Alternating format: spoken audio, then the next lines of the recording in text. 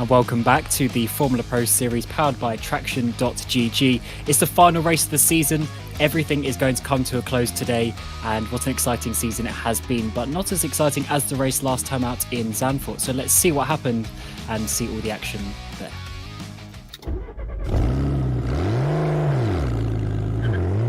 Well, penultimate round then in the rFactor 2 Formula Pro Series powered by Traction.gg, about to get underway here in the dunes of Zandvoort. Aggressive angle from Marcel Chinchik, who's on the front row with Bunnerhaus from pole position. House going to lead down on home soil into turn one. It's a good launch as we dive it down into Tarzan. House going to lead from Chinchik. Hanijovski a bit of side-by-side in the background as Siggy's already trying to get past Marko Pajic, dropping down into the heavy banking at T4. Yuyovski around the outside. Yellow flags is already out, as I think Ibrahim Khan's had a bit of a spin in the background, but it is Bonnerhaus leading, Chinchik applying the pressure. And Kevin Siggy, there's Ibrahim Khan passing one of the Mazda GT cars, which is not Bianco Lilla. He's still in 8th, so that was his teammate. But yeah, without a front wing, another front wing missing there in the background, pit teams will be busy already. Let's take a look at what happened with Ibrahim Khan on lap 1, diving it to the inside of Jan Grankvist. It wasn't the wisest move, as diving it down the inside of a gap that was always going to close, but all well and good here. That was a big bit of contact onto the rear end of Alex Siebel, who we're riding on board with. There was no way on this earth that Ibrahim Khan could have dodged that. Oh, it was a jump start. I didn't realise that. I did see someone pop up, but it didn't click as to who it was. It must have been Manuel Biancalilla. With the super late apex and how it shapes up on the exit, it's really hard to make a move stick on the inside.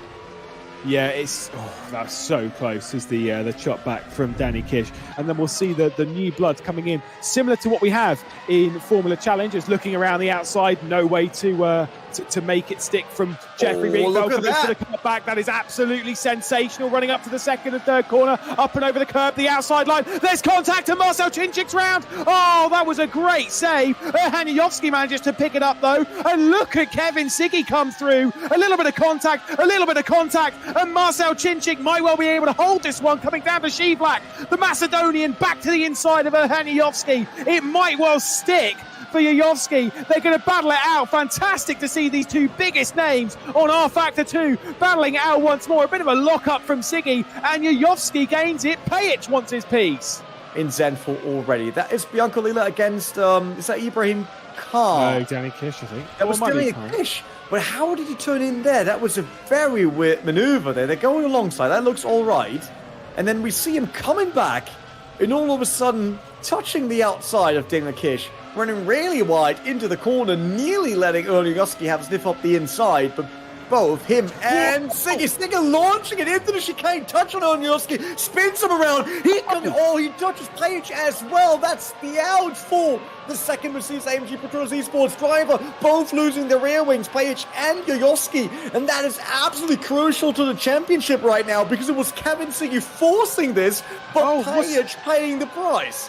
And Chinchik's, that was Chinchik. So they're all coming into the pit lane. Kevin Siggy's down into the pit lane. It's Yuri Toman who hasn't got a front wing. Let's take a look once more. In a bit too hot, slightly diagonal in defence from the Macedonian of Yuyovski. There's contact. Pajic did nothing wrong. Toman did nothing wrong. That is pretty rough. I mean, just getting hooked together and coming across. Definitely doing well. We get another replay. Oh, brilliant. Even the seagull. All right, there we go. Oh, look. Michi Hoyer would love to get closer to Riz to cap it. Oh, there we go. Cap it in. Yep. He pulls into the pits, and we're roughly in the window by now, I would say. So that seems absolutely fine. Could be an awful lot, but let's take another look at that move from Siebel, just straight to the inside. And Jordi Veers, given plenty of room, did not really fight that, the Dutchman. Race leader and championship leader, Bunnerhaus into the pit lane. Mohammed Patel, penalty as well. So he's got a penalty for speeding in pit lane. Bit hot-handed into the 60 zone here. He released the brake too early. Yeah, 68 coming across the line. Oh, he got... I think it was better than the other penalties that we saw, especially in Silverstone. The battle between Risto Capit and Michi Hoyer. Risto Capit under pressure from Hoyer. Hoyer around the outside. Oh, if that one's going to stick, that would have been a superb move, but not quite yet. A bit of a huff and a bit of a shout as well from Hoyer. He knew how important it was to get that move done. If Capet is going at this pace and Hoyer once again nearly losing the race, now launching up the inside on the drive of RAG Esports, seems like he will get through on the corner where we said it's kind of hard to launch it up the inside. The connect once again that brings Fiducci in. I'm absolutely sure that he's right behind Mr. Capet right now, but this should be it for Michi Hoyer. He'll have to work a little bit harder as Fiducci. Here we go on Risto Capet. Goes to the outside, coming down to Tarzan. Going to absolutely fire it in up the banking, trying to make the move stick around the outside of the Estonian. And Risto Capet, sterling defence, hangs on. Brave, we come up with that stuff that we just talked about. While Miguel de Alessandro has a nice visit from 2 of the Volts GR cars, but he made it through. Look at that. Beautiful. Faked on the outside. Blocked on the inside, then crosses down and out of the race. That is Jordi Swears against Rehnquist. Rehnquist around the outside. That might work. He has a ton of speed there, but not enough exit. Showed that second in qualifying. Oh, it was a mistake from Fiducci. Speaking of which, and here comes Siebel around the outside to the hairpin. He's got the inside into the penultimate corner, which will give him the inside all the way through Ari Lyondike. But look at that from Fiducci, who covers it off. He got out of the way quite quickly. Fiducci covered up the inside, and there's Alex Siebel just going around the outside. There must have been a mistake by the Team Fortuna driver. Time and time again, I do get very bored of seeing it, but that was superb. Another mistake, though, from the Italian, and there was Siebel through, just all the way around the outside. As Risto Capet's got through at Ari Lyondike, into the DRS Alex Siebel has got. He's going to be close at T1, just a couple of laps left to go. And the German battling with the Estonian, and Risto Capet's well out wide. Are there issues for Risto Capet? There are issues for Risto Capet, as this is a terrible day for R8G Esports, as now he's dropped down to 10th. Then he ran a bit wide. Yeah, he nearly lost the rear there. He was afraid of it. Catch the car, lost He's position. still in 7th. Oh, he was the wrong gear. He was still in 7th, and maybe his downshift's not working or something, or as coming through the final corner, Bonner House, he is going to do it. It is his 5th consecutive victory, and House takes it on home soil across the line for Mercedes-AMG Petronas Esports, and that is it. 5th consecutive win in the season, 5 from 5 for Bonner House, with Jeffrey Rietveldt and Marcel Chinchik rounding out the podium. Jerne Simoncic and Dennis Jordan up the order. Best result of the season from Dennis Jordan, with Michi Hoyer in 6th. Alex Siebel as well up there in 7th, and Gianmarco Fiducci inside the top 10 for the first time this season. Martin Stefanko and Risto Capet rounding out the top 10.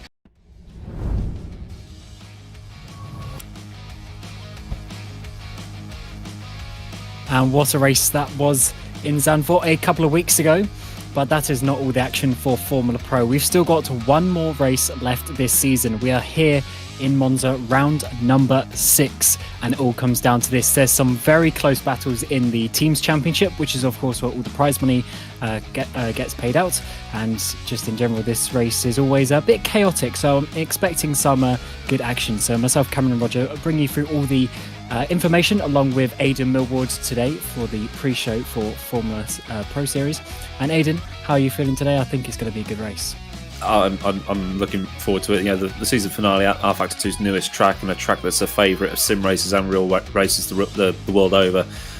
Car's going to be going way higher than 200 miles an hour on virtually every straight, heavy braking zones, heavy traction zones.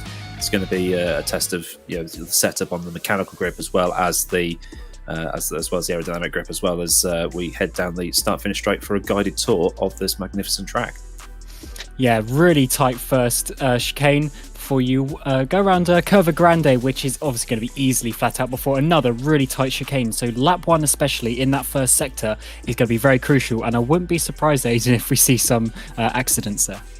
Yeah, it's a bit of a meme, isn't it, with the chicanes at Monza? But these are the top drivers in rFactor 2. I think they'll get through just absolutely fine. Very anti-Ascari, love that complex. It's like Maggott and Beckett's, but turned up to 11. And then the parabolic are absolutely key this corner to get the maximum momentum all the way down that straight as we go on board for a VR lap this time. So make sure you've taken your sickness tablets, because this might get a bit leery. Yeah, so let's see, Grankvist 350 kilometers an hour before heading into such a tight first gear chicane. Really difficult indeed. And then you could just see as well, even though it's obviously a more modern track, still fairly bumpy and quite difficult to spot your braking zones. But Grantfist is going to be showing us around this really nice lap indeed. And you can see you've got to use the curbs, but you can't go too far over them because they are quite aggressive. Well, I mean, we saw a pretty nasty accident involving those sausage curbs a couple of weeks ago, and also in the BTCC this weekend, the Formula 4s mounting each other because of the Lesmos try and use all the curb on the outside. Those sawtooths can slow the car down if you ground out a bit, but don't hit that curb on the left-hand side, you will get air. And then under the old track, under the old oval, up towards Ascari, where it is drop it down a few gears and absolutely lob it in and just pray that the tyres are going to stick. Use a bit of curb on the inside, maximise the exit, and then it's straight down towards Parabolica here.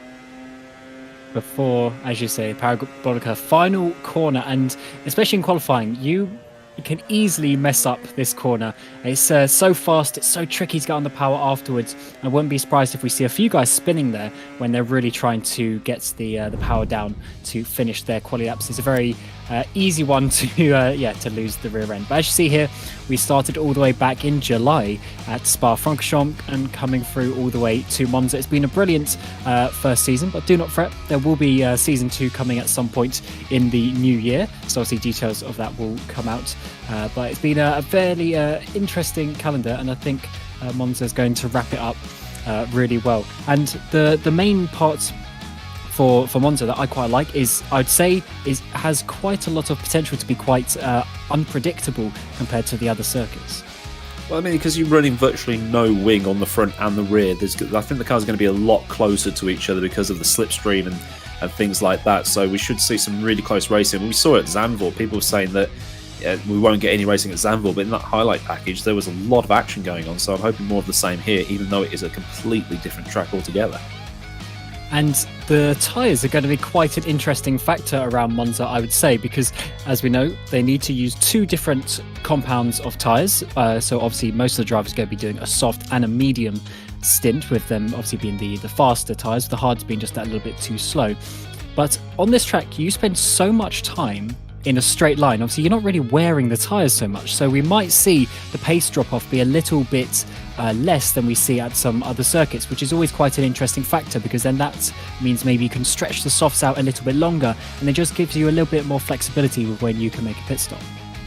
Yeah, it's quite a weird one that you only lose probably about 1.5% a lap compared to sort of the 2.5 to 3 that you might lose at somewhere like Zandvoort. So yeah, like you say, you can run the tyres pretty deep. You know, you take the softs to wherever you want, but you've also got to factor in the fuel as well. So heavy fuel loads will, you know, sort of ruin your acceleration coming out sort of the slow corners like the first chicane and things like that. So it'll be a bit of a balancing act to try and maximise the actual overall pace. But we've seen a lot of the teams pretty much go 50-50 on their fuel run. So fuel for the first 30 minutes and then fuel for the second 30 minutes. But I can't wait to see what they try and pull off here. I don't think the 2-stop will be thought of because of the low wear, but you know, we've been learning as we go with this series, so it'll be interesting.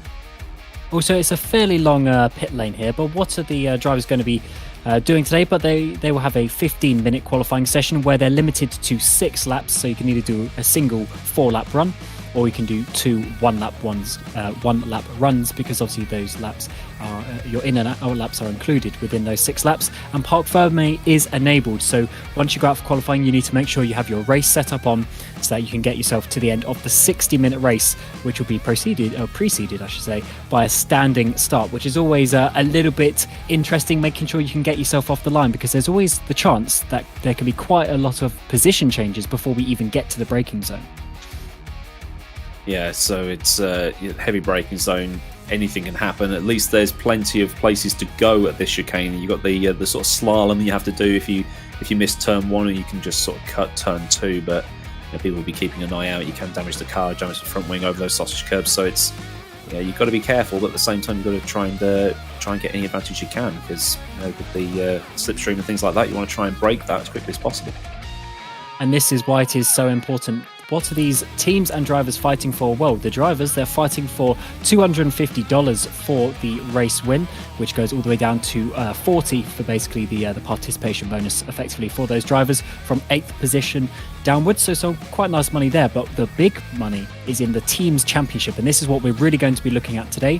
because it's not just about your one fast driver, it's about having two consistently fast drivers, and the team's championship at the top is only separated by 4 points, and that 4 points at the moment is a difference of $2,000 between first place getting $5,000 and second place getting $3,000. So every point counts, and it's pretty much 1 point per position as well once you get a little bit further down the order. So every position is going to count today because there's some really big money on the line, and if you lose out even just a couple of positions, you might actually lose literally thousands of euros, or dollars, I should say. Yeah, two grand's a lot of money.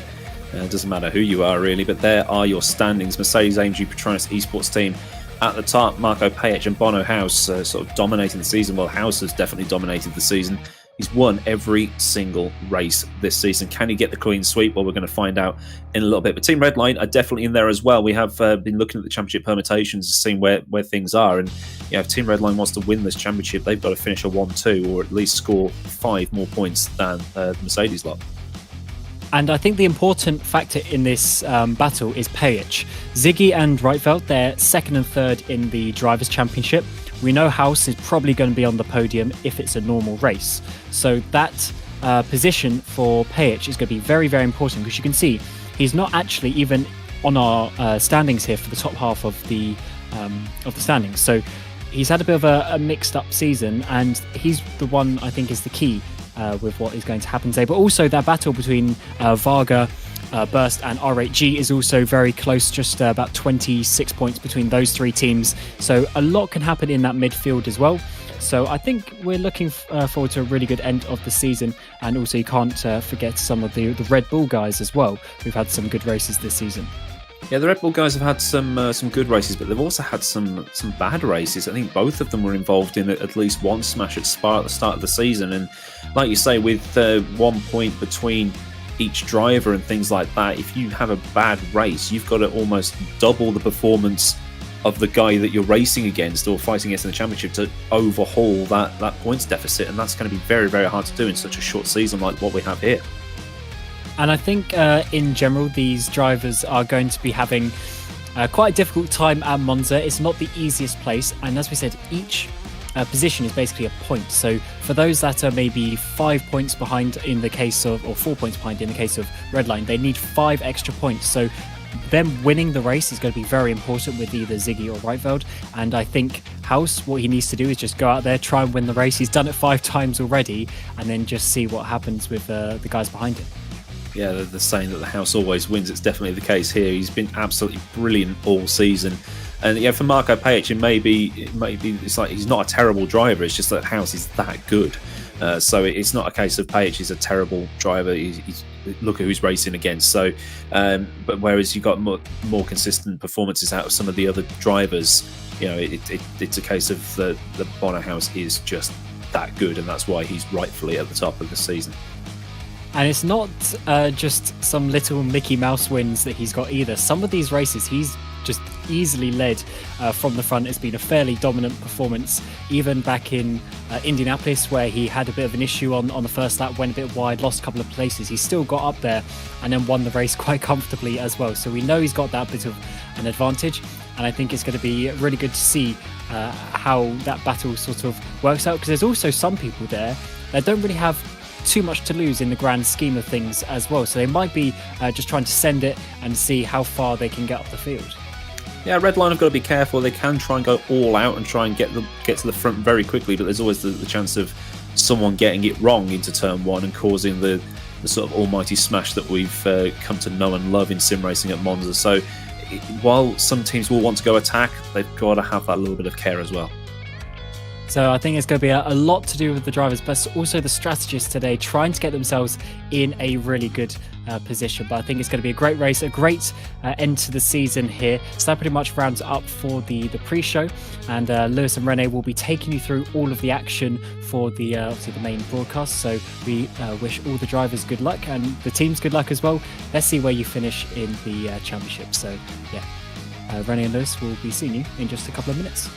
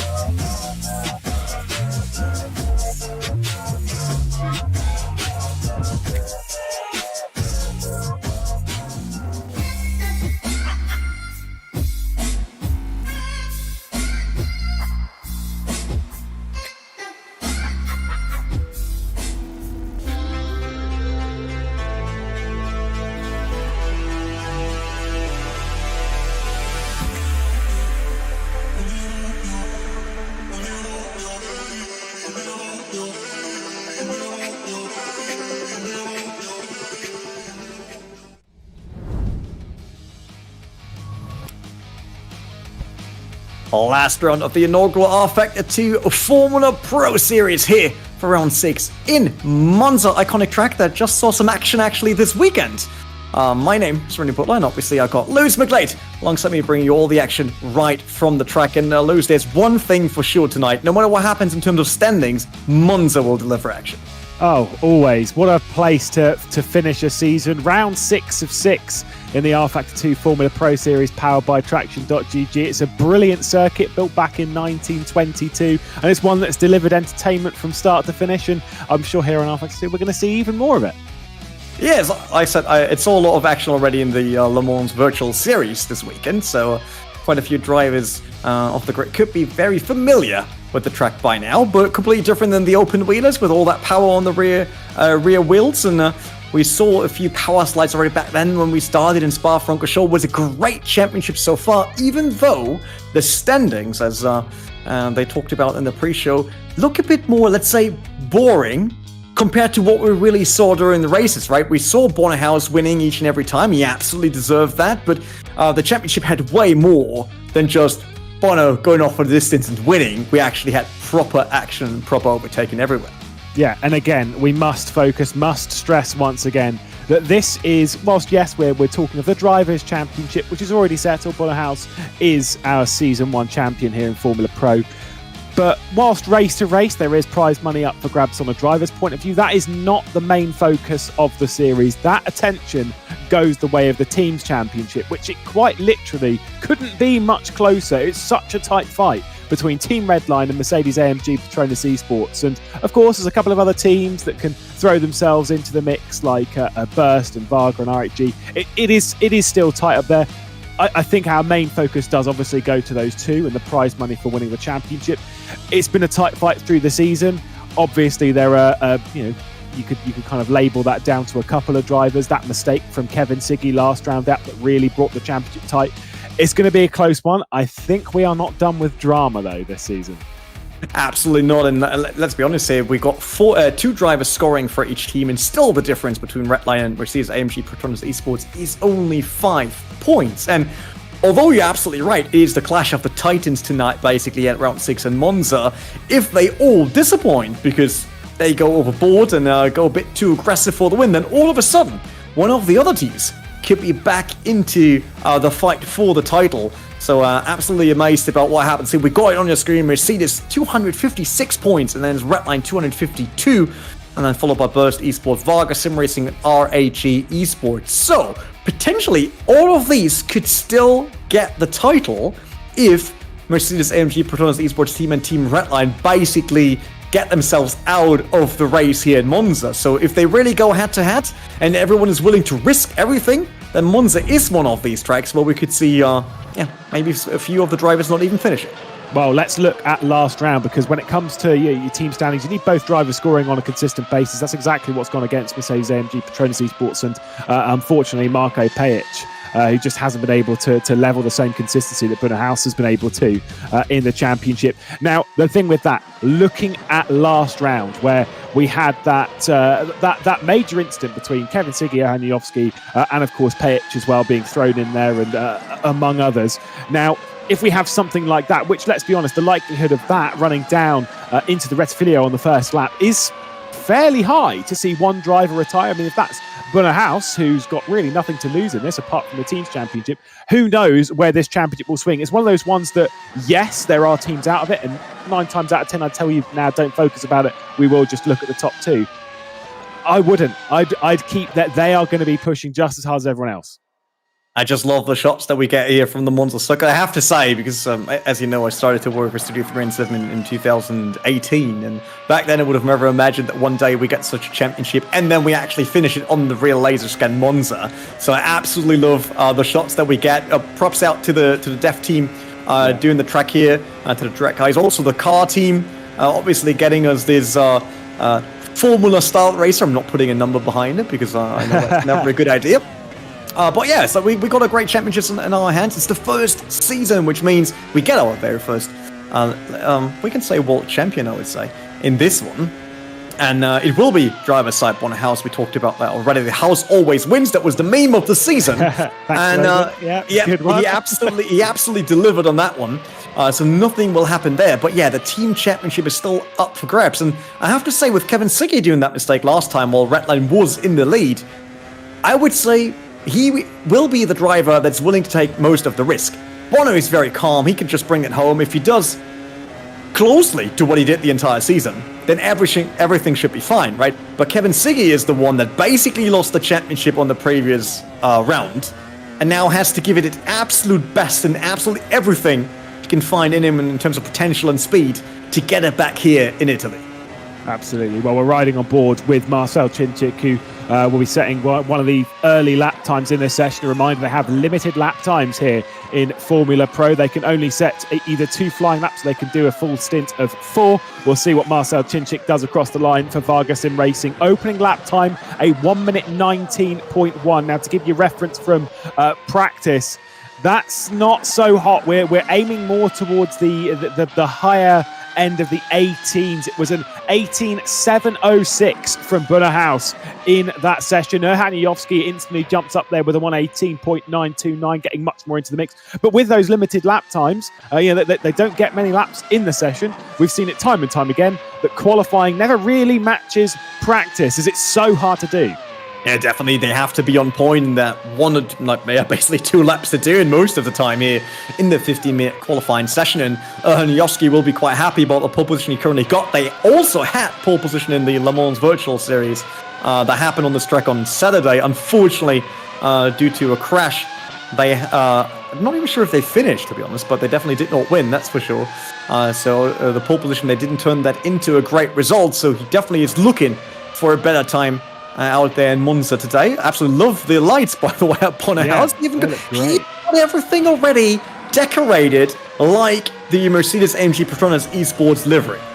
Yeah, they've had all season. I mean, I was pretty harsh against this livery at the start of the season. I do like the Mercedes livery. I just wish it doesn't feel the most complete. We're missing a couple of logos and such inside, but the design itself, a great. Mr. Bonnerhau's face on the side pods. Right. Yeah. No, I think they need to go to town on that kind of stuff. Either way, running into Ascari, you can see here beautifully picking up the first apex, running through on the exit, just hopping out of the way one of the red line cars, and now on this run down towards the Curva Parabolica, of course, renamed to Alboreto, running through that final corner. Great first sector. Second sector seeming to lack a little bit, and the Macedonian of Erhan Yovski is topping the session right now. Can the Dutchman of Bunnerhaus do anything about it? The answer to that question is no for now. 1/10 down on the RHG driver as Kevin Siggy starts his lap. Yeah, we just jump in from one Titan to the other one here with Kevin Siggy. We talked about that so often. The previous round was not his, but he is a great driver. He can be very aggressive while still being super safe, but his qualification never as strong as Bonnerhaus ones. He's definitely not the hot lapper, I would say, although the gaps in between those two were basically non-existent anyway. So it's not like there's a massive difference. Let's see how he does here in his first attempt, as currently it's Yovski for House for Payage, so it's looking great for the Mercedes AMG Petronas eSports team, while Team Redline doesn't have a single time yet. DRS open, down to the stretch. Yeah, once again, picking up a little bit of slipstream from one of the RHG drivers. I think that might be Risto Capit as he heads then through Ascari, looking very good for the Slovenian of Kevin Siggy. Out of Ascari, down towards Parabolica. Remember that Kevin Siggy last round had a bit of a struggle in qualifying, down in 6th position. He was behind Ivan Pajic, behind his teammate Jeffrey Rietveld. Can he do better this time out? It's been a hat-trick of pole positions for Bonnerhaus. Kevin Siggy looking to jump his way up at the final moment of the season, and does so by 18 thousandths of a second ahead of Erhan Yovski, at least for now. But look at this from Simoncic. Not a great first sector, but getting better as the lap goes on. He's good enough for 4th. Yeah, definitely strung out in here for Journey Simoncic for Burst Esports, slotting himself in 4th, breaking up the row of the Mercedes drivers, while Ibrahim Khan to green sectors. Not really getting grips on the car yet, although he's only the replacement driver, if I remember correctly, in the Rocket Sim Sport team, doing a great job every single time he gets behind the wheel, and he gets 15th for now. Normally, for Ibrahim Khan, probably not the best position, as he's a front runner, I would say, in other championships, but here in the Formula Pro, definitely a proper result. Gianmarco Fiducci, I would say that's one of the drivers that really surprised me positively throughout the season. Yeah. I'd say best improver throughout the season by quite a long stretch as Fiducci crosses the line. Started the season, goes up to 11th position. Started the season struggling with the car. Remember back to that round at Indianapolis where he slapped it up inside the top 10 in qualifying, got up inside the top 5 during the race, didn't quite work out, ended up outside the top 10 during the race in those tricky wet conditions at Indianapolis, but last round took that first top 10 of the season and looks to go from strength to strength. Here comes Risto Capit, the Estonian, giving a little bit of slipstream to Kevin Siggy on that lap time across the line, only 9th. Not so great for Risto. Yeah, definitely not as quick as his teammate Yayovsky, who's now in second. So Siggy, Yayovsky, and then Bono House. But where is Rietveld? Rietveld only in 10th, with Page in 5th. So we remember ourselves that we need 5 points on the side of Redline if they want to grab the championship. So they definitely want Rietveld in front of Page all the time. So looking at the field now and who he would have to overtake, Capit, Tomen, and Jan van der Heide, as well as Chinchik, that's not an easy task to do, and then also get onto the back of Page. Yeah, he is about to start, by the way, his final lap in this session, already ticking those off before, just as we pass the halfway point. What does Alex Siebel do out of the final corner? Had a great round in GT Pro. Locke Drummond across the line, good enough to put himself inside the top 10. That is his session done. Michi Hoyer yet to set a lap time on the board as he'll cross the line from 18th, goes up into 12th position as well. Focus back down to Valeriano, only 19th position for them. Still a few drivers yet to obviously set times, of course. Down the order, we've got Jan Grankvist, who actually looked really good in practice. Petr Berliak, Mohamed Patel, Stefanko, Leon Duval, Michele D'Alessandro, Casper Stoltz, all yet to set a time as we ride back on board with Marco Pajic. Yeah, Page definitely not looking to improve his lap time here, I would say. Down by 2 turns there in the second sector, so that will not help him to be, let's say, the supporter to Bonnerhaus and the championship for Mercedes-AMG Petronas Esports. He comes across the line, so that's definitely not improving for him. And a session done for, I think, the entire team of Mercedes. No, Bonnerhaus still got another go. Jeffrey Rietveld, a purple sector in 1. Second was a bit off, though, but it could look strong for Jeffrey Rietveld, and he wants to be in front of Page. That's the big target as he comes across the line, and he actually gets pole position off the hands of Kevin Siggy. Redline absolutely dialed in to take the championship, maybe here on the last round. Yeah, that would be a fantastic one for them. Look at this first sector. Really not very good from Kevin Siggy. He was a couple of tenths down nearly on his teammate Jeffrey Rietveld. Second sector looks a little bit better, but still not realistically good enough. Needs to be a 25.463 over the final moments of this session. It's too wide though at the Parabolica, and he's in the barrier. He was pushing too hard, and just as a bit of a copy from the Le Mans Virtual Series that Josh Rogers did in qualifying, unfortunately that is the session DONE for Kevin Siggy. Let's ride on board with Bonnerhaus. Look at this. At least we're actually in sim racing. That means Bonnerhaus can still finish his lap. There's no yellow in that sector. There's no cancelled session. But he has the purple in the second sector. Can Bonnerhaus do it again? Dominant throughout the entire season. Maybe even here at the last round as he comes across the line and gets the pole position in the very last attempt, sending a clear signal to Team Redline. They need to bring more than that to steal the championship off the hands of Mercedes-AMG Petronas Esports. Yeah, what a lap time. We're looking now at Erhan Yovsky, who's lost out a couple of tenths in Sector 1, but gaining it back in Sector 2. Of course, setup differential between each of the cars can really make a big difference around here. Not quite to the same level that we see at Spa, but you can quite clearly tell that RHG Esports is dialed into the middle sector. Let's see how well it does. Going around the Parabolica, coming down towards the line. Can Erhan Yovsky improve and grab himself a pole position? The answer to that is no, but it is an improvement up into third. So tight margins there. Marcel Chinchik, front row at Zandvoort, only good enough for 7th. Yuri Toman only good enough for 8th for Varga Sim Racing. That's their sessions done. Still plenty of times to come in though. Yeah, Casper Stolz, he will need a good one. Currently 26, that means he probably didn't put a time up on the board yet. But Yayovsky basically the nightmare of Team Redline, I would say, splitting Rietveld and Kevin Siggy. And with that, they're in first and second row. I mean, they happened before as well, but you know what I mean. It's not as straight. Second and third. And with Bonnerhaus being first, the only way for Redline to win this is getting around Bonnerhaus. So this will be a major task for the 60-minute race. Let's hope that Kasper Stolze, at least for the very last round, can finally show his true potential. 23rd only with a 120.4. Definitely be disappointed about that. We're still waiting, by the way, for D'Alessandro to put a lap on the board. While Jan van der Heide probably not really improve massively here for Rocket Sim Sport.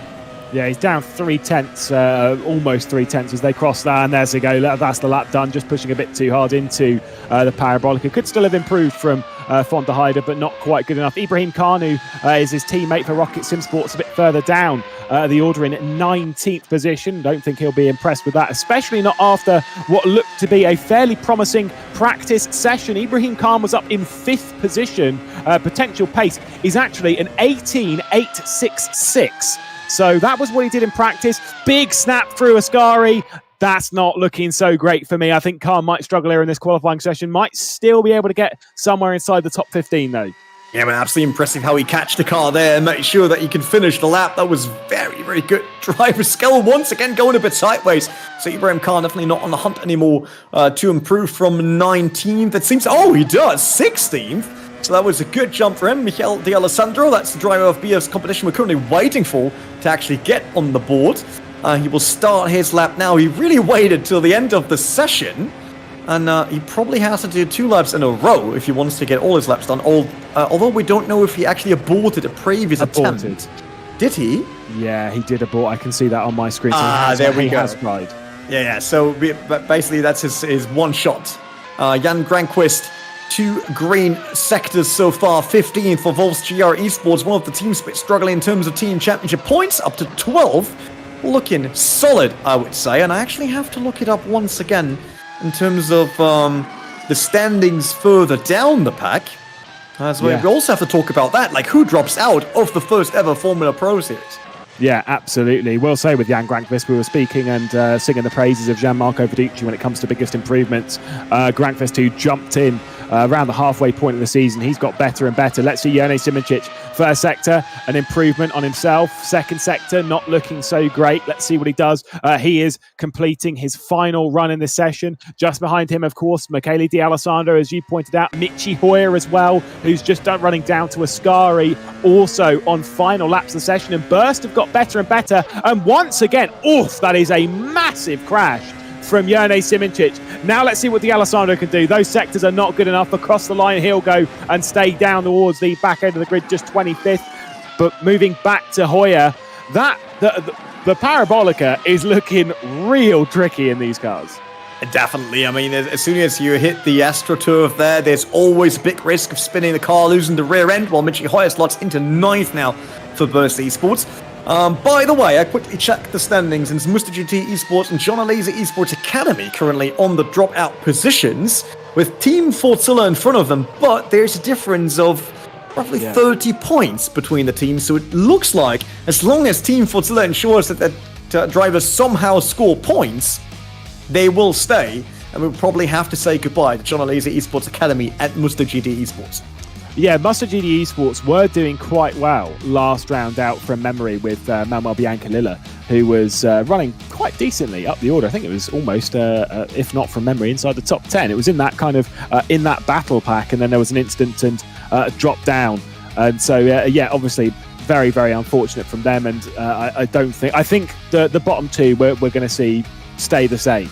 Unless they were to somehow come through and win this race, which I've seen weirder things happen, like last night. But we'll gloss over that one from a certain race in Russia. But with the racing that we're going to see here, it's obviously we're talking slipstream trains, we're talking strategy. We're aiming more towards one stops around here. It's not a particularly high tyre wear circuit. We're going to probably go softs mediums throughout the run of this race, which means that you're not really doing much of your overtaking on strategy in pit lane. It means you've got to go and do it on track. Yeah, it would definitely be important for the drivers here to find the right spots. Obviously, turn 1 is always a great moment to try. If that really works out, completely different storyline. But it can. So I'm absolutely sure we'll see some deep dives down there. That will be very entertaining, but this is the current team standings. Once again, we see it there, Musto GD and John Lazy Esports Academy all the way down, and Team Fortzilla and Wolves GR Esports are relatively close to each other. So as long as Fortzilla and Wolves GR manage to somehow stay on the track, get some points in, then they will be back for the second season of the rFactor 2 Formula Pro Series powered by Traction.gg, but they still have to do it, and it's not as easy, especially in Monza. I mean, it's one of those tracks that probably screams DQ, DNF, or whatever into everyone's face each and every time they hit one of the chicanes. Yeah, absolutely. You got to be careful with track limits around here, and these are the very best in that sense. They should be all right to stay within track limits, but you know they're like sim races. Either way, our qualifying session that's just been complete was super tight. Only 0.08 of a second separate Bunnerhaus and Jeffrey Rietveld. How hungry is Rietveld about this now? He's got to be going after it. It's now or never, surely. Yes, I really expect Kevin Siggy to be willing to take whatever risk is necessary, even if it might be a bit out of the comfort zone, I would say, because there's nothing to lose for them. Second is nice. Obviously, as long as one of them scores, they will stay in front of Bus, probably. But if they want to get the championship, then they somehow have to find a way around Bunnerhaus. And normally we would say, oh, he doesn't really tend to do mistakes early on, and as soon as he runs away, it will get even harder. But he did. And I think it was in Indianapolis, where he ran a bit wide into the turn, opened up the inside, and they slipped through. So let's see if there might be a chance into turn one, because Page, Howes, Rietveld, Siggy, they all have to make it through turn one. So the question is, are they really going all out right from the get-go? And if not, do they open themselves up to be hit from the back when everyone else is on the run? Yeah, absolutely. I mean, I think if there's one thing that I'd want to be good at right now, other than setting laps at blistering pace, of course, that's the main one, but it's getting that start right. Putting 800 brake horsepower down onto the race circuit in probably one of the most stress-filling moments that you have ever in racing. It's always the race start, particularly around somewhere like Monza. Now, we've had long runs down towards turn one before, of course, Indianapolis, remember that one, where Bunnerhaus down into turn one in very tricky conditions, I'll give you that. Did make that mistake, did run wide. Do you think that's on his mind even slightly on this run down into the Rettifilio? Because you've got a lot going on at that point. Yeah, I mean, he's still a human, right? So a few things are probably the same as with the other drivers, although I'm not quite sure if it's a lot of things, because Bunnerhaus is an absolute machine, and an alien when it comes to sim racing. But let's see what happens here at the start. While we there on the start-finish straight, we saw a few people doing test starts, and if you're wondering why they're doing that, isn't nowadays everything a rolling start? No, not in the rFactor 2 Formula Pro Series powered by Traction.gg. We're actually starting from a standstill, and that's a completely different challenge to the drivers compared to the usual starts that we see in GT racing nowadays.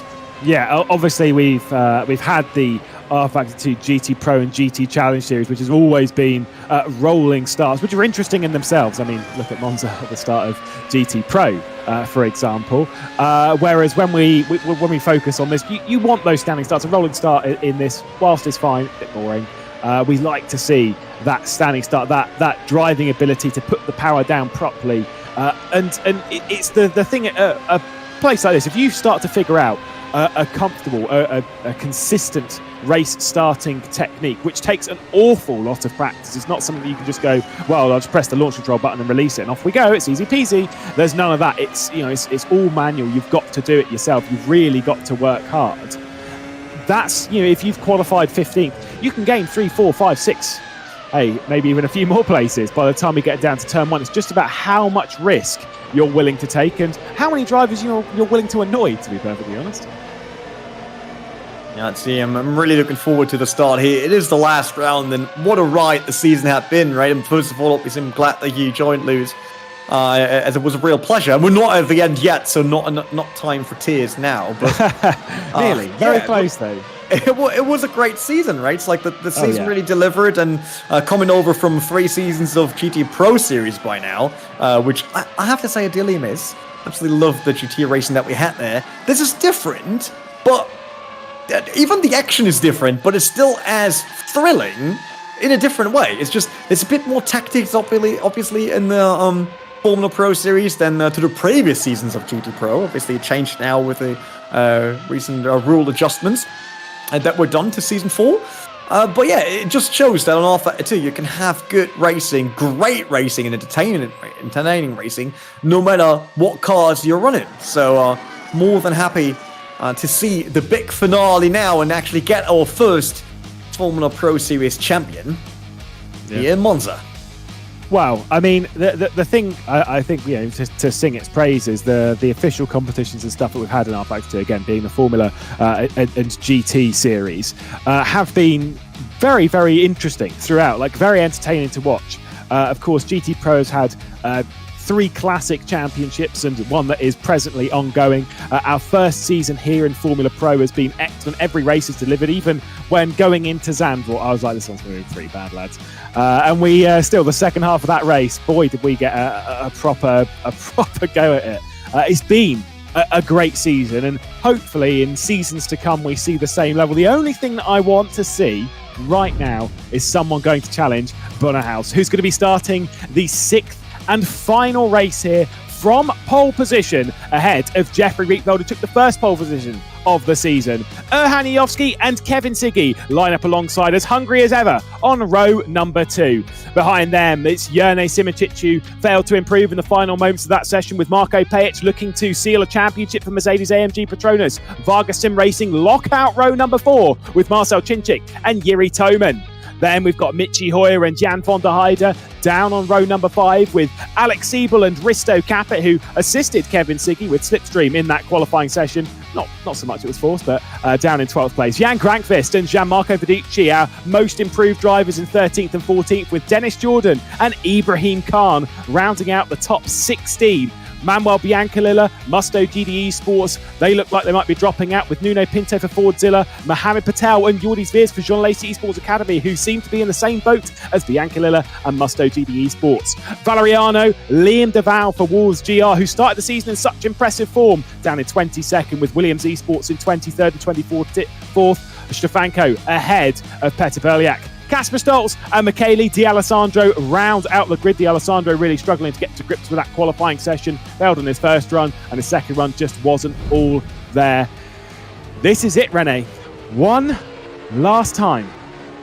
Esther, and I have to say, it totally went past me during the qualification. We're really surprised that Williams Esports is looking relatively weak here in Monza. It's a great team, strong drivers they have, and quite a lot of experience on their side as well. But it seems like they have enough of Italy by now. They had quite a few drives in the Le Mans virtual series as well. But yeah, it's the very last time, at least for season 1 here in Monza, Italy. Will it be Bunnerhaus, Mercedes-AMG Petronas Esports winning the first ever championship, or can Team Redline actually turn it around in the very last minute and take away the championship? Bring another championship to Dom Duhan, who's probably waiting already with the right spot for a trophy at home.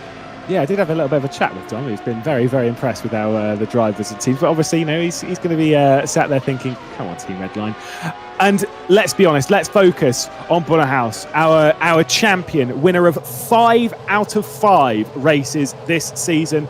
But as the wins have come in, so too has the desperation of the competitors that he is up against. And so, realistically speaking, this is not going to be an easy one. That extremely long run down to the Rettifilio, one final time this season, will stick an hour onto the clock. One pit stop at the midpoint in this race, and the lights will be on. Let's get ourselves underway. Round 6 of 6 in the rFactor 2 Formula Pro Series, powered by Traction.gg, is underway, and look at Yayovski through the middle. Yayovski, the Macedonian, straight up to the race lead for RHE Esports. You've got Jeffrey Rietveld diving down the inside. Bunnerhaus is in a one-way trip down the grid, as here comes also the side-by-side. I thought Siggy was going to get a run, but no, around Curva Grande. It's looking good for Rietveld to grab second off of House, but look at Yayovski, he's gone.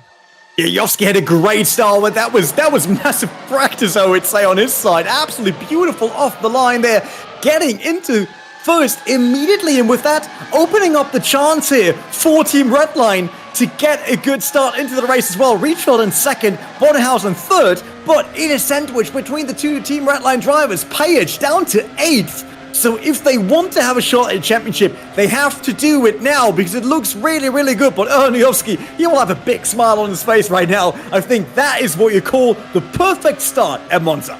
Yeah, he'll be cross after what happened to Indianapolis when he was in position to potentially snatch something amazing. And if there is a driver that's going to dethrone the success of Bunnerhaus, it is, of course, got to be our two-time GT Pro champion for R8G Esports. They had a disappointing race around here. Unfortunately, a mistake for Gordy Much in the virtual Le Mans series. And regardless, they've come back as strong as ever. We're riding on board with Kevin Siggy on the rear end of Bunnerhaus. And this circuit, make no mistake, despite the slipstream, despite the big straights, is not an easy circuit to pass at. It's got to be through mistakes of other drivers, which, when you consider this group at the front, Jovski, Rietveld, Haus, Siggy, Simoncic, Chinchik, these are drivers that don't really make mistakes. Yeah, it will be very hard by now, but I wonder if Rietveld can somehow give a bit of support once Bunnerhaus tries to attack him. And I think that is something on Bonner's mind already. Like, does he really want to get closer to Rietveld and open himself up to be blocked by the driver for Kevin Siggy to join this fight?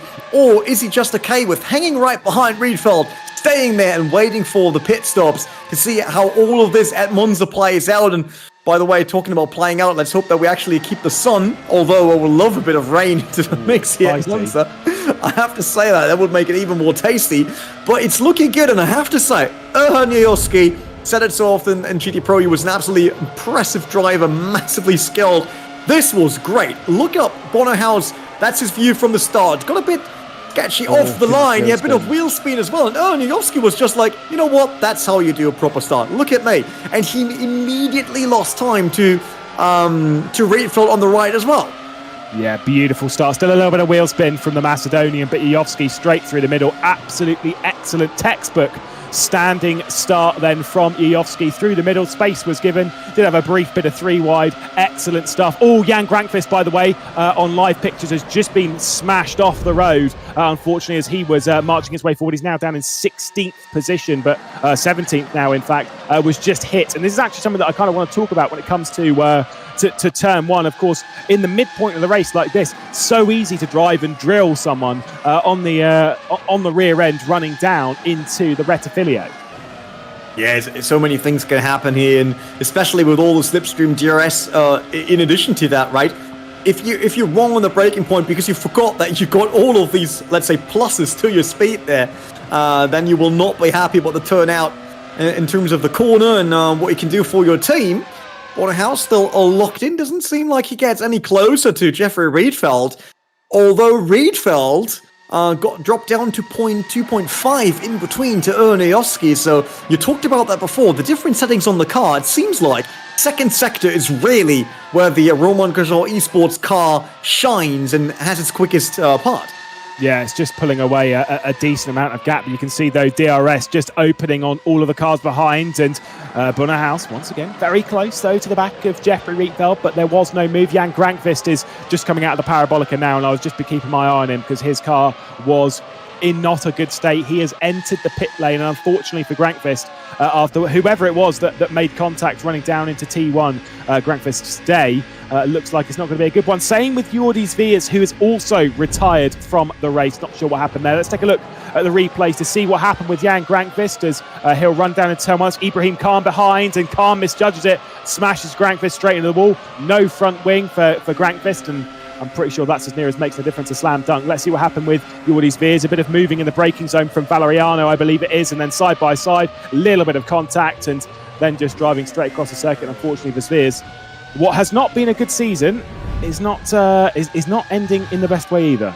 Yeah, it doesn't get any better for him, and very sad for young Grankvist because I think there was nothing for him to do there with Ibrahim Khan just being a bit late. And that's what I talked for a few seconds before that, right? He is down to DRS, slipstream, and then still hitting just the right braking point because he can also not afford to just brake earlier because it's so close. The gaps are so minimal between these guys here at the top end of rFactor 2 open wheeler, where Jeffrey Rietveld now got a great run on Erniowski down to one. Erniowski tries to cover up the inside, but Rietveld is already alongside. Can he make it? He has to be around the outside now, the long way for Rietveld, but it does not work, but it brings Bunnerhaus really, really close now.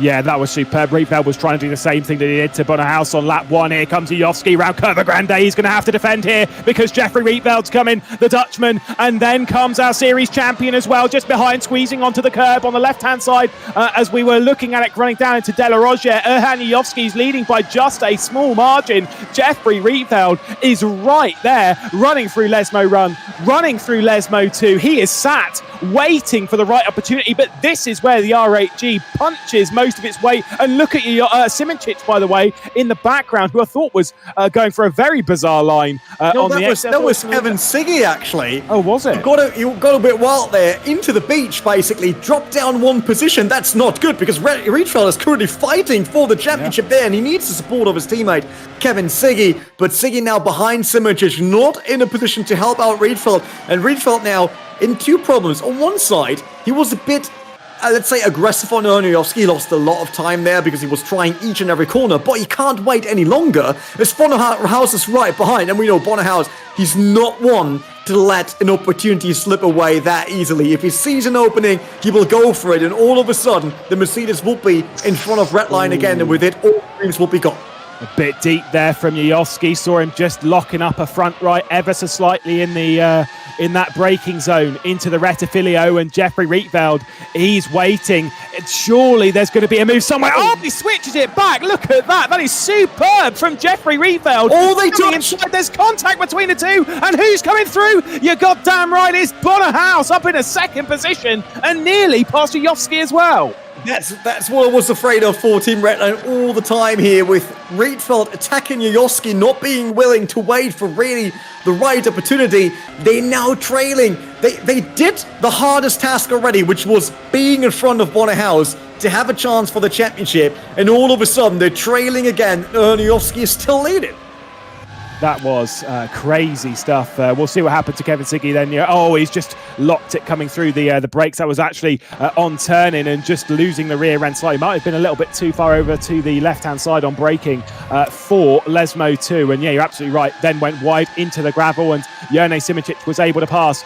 This time the focus is on Bonnehaus, who's going to try and get past Erhan Jovski, who's won plenty of races. The most winningest driver, I hate using that word, in GT Pro, but here comes Bonnehaus, the winningest driver in Formula Pro. The top two drivers realistically on rFactor 2 across our Pro Series competition now going to be going toe to toe. It's Jovski versus Haus versus Rietveld, who's back in the mix as well. Simoncic sat there waiting. Here comes Haus to the outside at De La Rozier. This is going to be tight once again. There's a little bit of contact, and the Dutchman is firing it through, skips the chicane, and here comes Rietveld. Yeah, Rietveld is back in the mix. You said it so, and basically Bonnehaus now running into the same issue that Rietveld was running in before, and that is getting away around Erhan Jovski, who does a great job at defending right now. I mean, he makes his car wider than the Chinese wall, basically. Massively. How he covers the entirety of the track to not let anyone go through.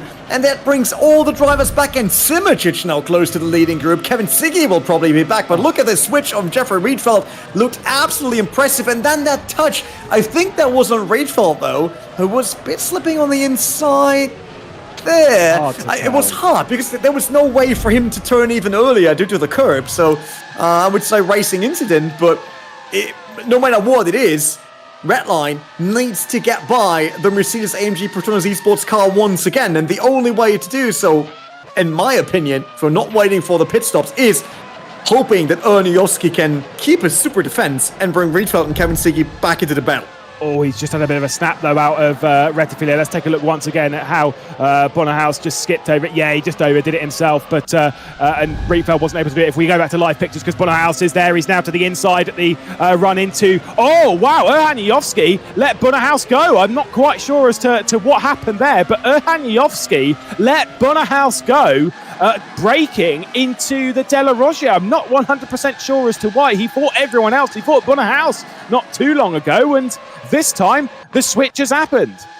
You think he might be too afraid of losing valuable points here? Because, I mean, his defensive work was stunning, but it was also a hard job, right? So maybe you felt like, I'm above what I can afford in this race. But that was a very easy one for Bonnehaus. We see here, let's see if he actually lifted very, very early. Yep, Yeah. he did completely off throttle and cruised the car into the braking zone. But basically, Yuyovsky playing the championship decider right now because he lets Bonnehaus go, but Rietveld is still behind, and he couldn't find a way around him earlier. Yeah, let's see what Rietveld can do back in the slipstream. There's the DRS. Now he's got to the inside of Yoski, who didn't cover it off early enough. And now the Dutchman of Jeffrey Rietveld is there. He sent it in. Oh, he's locked up as well. And there's contact with the Macedonian who's had to straight line the chicane. Further contact between these two. It's happened again. Yeah, this is crazy. And I really have to say, not saying that Yoski does that to have any impact on the championship. Would have loved for him to stay up front and basically bring everyone closer together. And now we basically get the usual race in the Formula Pro Series, which is Bonnehaus up the front and then running away from everyone else. And the longer Yoski stays in second, the further away the championship trophy will be for Team Redline. Yeah, this is this could be a little bit of a struggle for Redline. They're still in good position though, with Page behind them, but they need to be outscoring Mercedes AMG Petronas Esports by 5 points here at Monza if they want to secure themselves the inaugural championship in the Formula Pro Series powered by Traction.gg. Erhan Yovsky, after letting Bonnehaus through after that little bit of contact with Jeffrey Rietveld, and now Bonnehaus is clearing out. He's almost a second clear at the front, and a little bit of a snap on the rear end once again from Erhan Yovsky, clearly struggling with rear end grip. I'm still baffled as to why he allowed Bonnehaus to pass without fighting. I get it that it's a high pressure scenario, but that's why, in a sense, at least through prize money or I'm sure sponsorships and such as well, these boys are paid the big bucks in sim racing terms. Definitely. I mean, if you really want to dive deep into conversation about why that happened, maybe there's a deal in the background. Erniowski switching teams right after. I mean, we're close. We're close to real life drama, and we all yearn for something like a silly season in sim racing, right? When we see drivers switching teams and all that. So who knows? But no, I would be very surprised. Erniowski is a very competitive driver, while we see one of the John Lazy Esports Academy cars out there in the green, going for a picnic maybe, taking a bit of time, as that should have been, was that Jordi Swears after his Stoltz on earlier? Oh, it was Stoltz, okay. Yeah. As our good matey boy Paul Jeffrey would say, he's having a day at the beach. Even though it's gravel trap's fine. Let's take a look at what happened with Casper Stoltz. Just too much on the curb. Yeah, too much understeer. I think turned it a little bit too early and then saw the leaders were coming through. So wisely, Casper Stoltz is an experienced driver, just keeping out of the way. Let's let them through. It's maybe not the clearest and most obvious, but he is completely out of the way. So no worries there, as Erhan Yovsky is once again defending from Jeffrey Rietveld, but we're focused on Michi Hoyer, who's worked up the order just a little bit now, applying pressure to Pajic. And to be fair, he could do Redline a very big solid right now. Yeah, if Michi Hoyer gets around Michael Pajic, and obviously they make less points, but all of that doesn't matter if Bonnehaus once again gets a win, and that would make him 6 out of 6.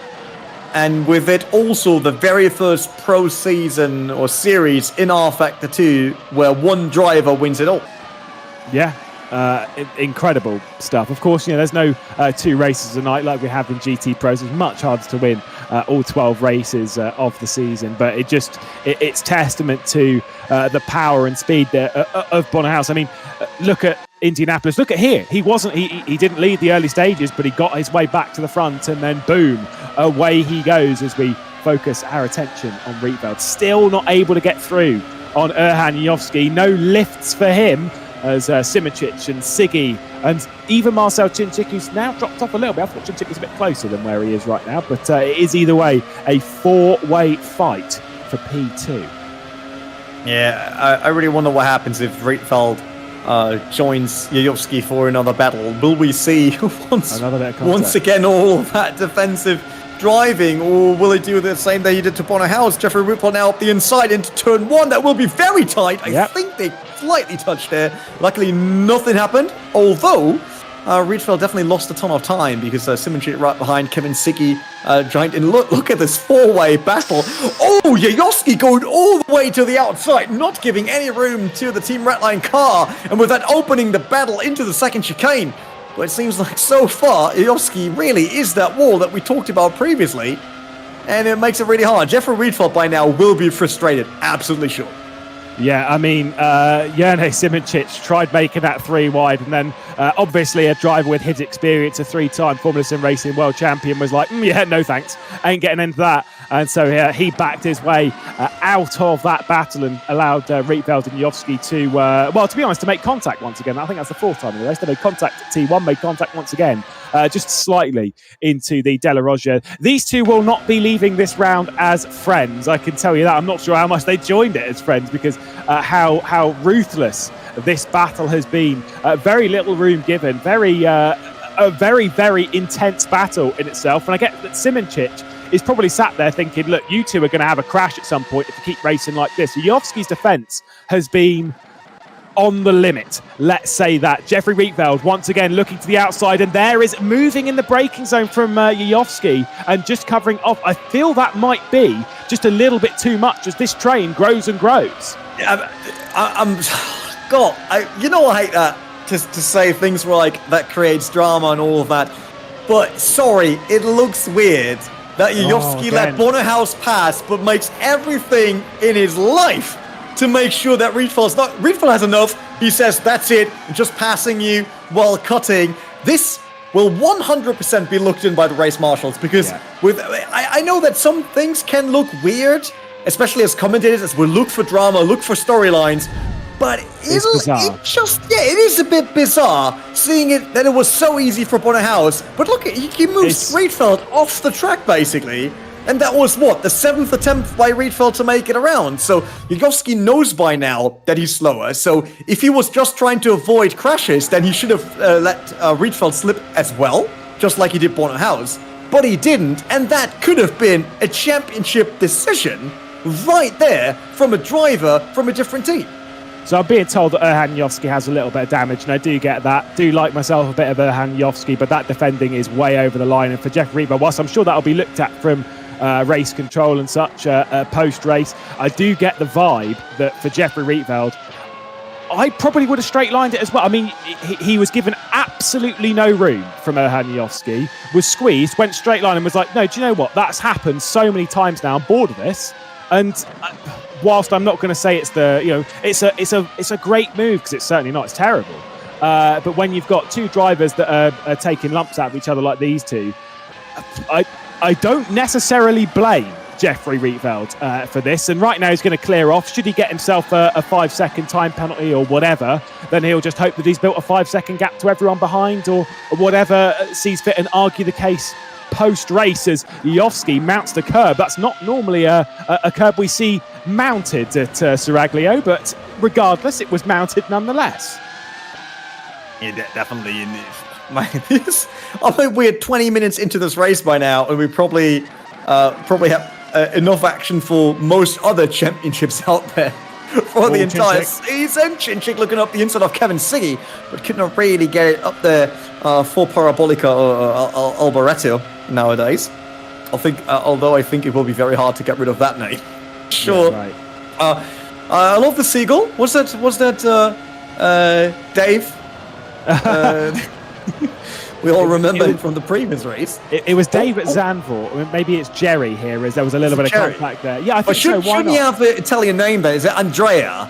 Andrea would be a good one. Yeah, I mean, let's be honest, Dave's not the most Dutch one. But either way, focusing on what we have at hand, Chinchik was close to going on Siggy. Jerne Simoncic was alongside with Erhan Jofsky, by the way, at T1. So the move was there. But alas, just wasn't. Clearly, the RHG, by the way, is struggling when it comes to straight line speed, as yellow flags have been pulled out in Sector 1. Not sure as to which car that is for. Stefanko, I think, maybe. Let's see what happens now.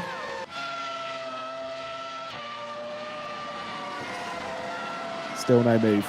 Still waiting. It's just, I mean, I say waiting for the right opportunity, but they're looking constantly. René, and Erhan, obviously he's been struggling. He was struggling for pace. This comes down. We're being told that he might have a little bit of damage on the car. Could be front wing damage. I mean, quite clearly, there's some struggles in straight line speed for the RHG car. Obviously, slipstream's not really assisting that anyway. But realistically speaking, is there a point where he might think, what if I bail a little bit early, come down pit lane, repair the damage and get on with the race, if that is even a possibility? Because this is a little bit dangerous. I would be uncomfortable right now if I was Jone Simoncic. I've seen what's happened between Jeffrey Rietveld and Jovski. I'd actually be a little bit uncomfortable. But he probably is. I mean, he's still got Kevin Siggy behind him. Not an easy driver to keep behind, especially if he's still trying to go for the championship. This teammate being in second. But Jovski having an amazing pace. If there's damage to his car, then he does very, very well. Kudos to him once again. But I'm just so sad that for now, at least, for the beginning of this race, kinda an early decision for now, how it looks like due to what happened. And Rietveld, he will not chase down Bonnehaus. I don't see that happening, to be honest. And it's still nearly a 5-second gap before the pits, so it will not be easy to get around that. And Kevin Siggy, where's Page, although, is still in front of Michi Hoyer, and obviously helps Mercedes-AMG Petronas Esports. But Hoyer is right behind, so let's see if something changes there. But Siggy, not as quick as I thought he would have been. A bit more aggressive on the side, although Simoncic now looking at Jovski. Let's see if Simoncic can make this one stick. Jovski's defensive. Simoncic is going around the outside. They're going to go side by side. Oh, there's a little bit of a brush between them, and Jovski gives just about enough room. I mean, that was very, very tight, but Jovski cleaned through that one and hanging on, but Simoncic has delayed the Macedonian and once again now goes on the attack. Let's see how much room Jovski gives on that braking zone into De La Rozier. Once again, it's super tight and Jovski's going to hang on a little bit cleaner that time in defence, but Simoncic has had the best drive off of De La Rozier down towards Lesmo 1. We don't see moves around the outside there, not unless they're alongside, but there's a bit of a mistake, and here comes Kevin Siggy down the inside. There's a tick on one. He gets by Simoncic to the same corner. He lost the position, and Chinchik is also coming through on that run into Ascari. Yeah, obviously Chinchik, who wasn't that close, he didn't have to brake or lift off, but has to slot in behind Simoncic for now at least. Kevin Siggy, he saw that one opportunity, took it immediately to chase down his teammate on Bonnehaus, but now he is running into Jovski and is probably in contact with his teammate Jeffrey Rietveld, so I wonder how much patience will Kevin Siggy bring to this fight, because Jovski's still holding on there, doing a great job of not losing positions, that's for sure now. But is this the big fight of Jovski versus Team Redline, or what's the storyline of today's race? So Jovski covering up the inside line, Kevin Siggy tries around the outside, that might get him in a good position, had a great run into this, but once again he has to cut the corner. Yeah, he was sent. No, he wasn't sent into that. Yeah, he basically gives the position back to Jovski and also losing it to Simoncic. Once again, Simoncic now on the inside of Jovski. This is pure chaos, basically, in terms of going back and forth. Kevin Siggy up the inside line, once again taking back the position of Simoncic, and Jovski runs away. Yes, Siggy obviously straight line T1 and then naturally delayed himself to hand the position back to Jovski, but wasn't wanting to hand the position over to Simoncic once again, and so fired it down into De La Rozier and dragged himself back up into fourth position, and once again will target the Macedonian. I don't think he quite anticipated how much speed he was taking down into T1. He absolutely flew into the Rettifilio. He'll have another attempt though, because Jovski's struggling. We'll take another look at it, and there was no contact. It was just way too fast from Siggy, but alas, watches throttle and put on the exit of the corner, but you can see just way too deep, and Simoncic nearly completed the move and got through as well. Properly. I wonder, you saw Jovski's line there when Siggy went over the curb. There was absolutely no space for Siggy, so I would really like to see that perspective once again. But yeah, this is Kevin Siggy behind Jovski. Is in NHL we would say a massive enforcer. That's in the defensive line here for RAG Esports. And then we have a quick winger basically for Redline. Siggy looking up the inside. Nope, that's definitely not going to happen, and also quite risky. Getting very, very tight there in the sausage curb, but not helping your car unless flying would help your lap time. Then it will help. But yeah, Kevin Siggy, look at his eyes. Look at his face. Dialed in, but I think I see at least a tad of frustration and willingness to be more aggressive. Yeah, I think he is unimpressed by what he's seen, and unimpressed potentially by his position. He wants this podium as they eye up a championship to Team Redline, and if he gets through, it'll be getting closer and closer. I don't have exact numbers on what the points will be doing, but I just know it'll be getting closer and closer. And there's Yovski looking as calm as ever. Now, we've seen controversial stuff from Erhan Yovski before, and I'm going to say it, I know he hates bringing it up, but it was a thing. Obviously, the intentionally crashing at Spa in GT Pro and his exit of the third season of GT Pro. He's doing much better in the fourth season of GT Challengers. He'll look to reignite his chances back up there. Let's see Kevin Siggy around the outside once again. He's going to throw it on the brakes. We'll get to see there's a little bit of contact, and there's further contact, and Simicic is through. Look at that from Simicic. Yovski is gone. Look at those points. It is still super tight. Mercedes-AMG Petronas were looking good. They're going to still have the same points. Well, actually, potentially a couple of points extra now, as Pajic has actually got past Yovski. As finally he's dropped down the order. Yeah, it's I'm not quite sure. I think we have to see that maybe even slow motion to really know who did what. But yeah, both drivers, one very aggressive, one running out of patience basically for what happened, and then willing to do everything to get past now. Unfortunately, as you said, Simicic passed Kevin Siggy once again, so Redline did not win anything. Instead, they're still looking at another car in between themselves, and Bonahau's 4.7 seconds. So not much change there, at least for now. Rietveld runs the same pace as Bonahau's. Yeah, he ran quite a lot faster on the previous lap. It was actually 6-7 tenths faster even on the previous lap, but then Bonahus has instantly responded, so kind of ignore that one. Either way, it's super tight. Let's take a look once again with Kevin Siggy. I think you might get you a little bit of slow-mo as well, as we'll see Siggy run in. There was contact. He was given space. I don't think Yovski was given space there. That's the thing. Kevin was just not willing anymore. Look at that. There was not enough space. And Siggy just ran a one wide then. It was like, all right, that's it. Like, if I can't have the space there, then I will make sure that there's no space for you. Look, yeah. It's weird. I've seen this incident before somewhere. I can't remember where. Really? Yeah, weird.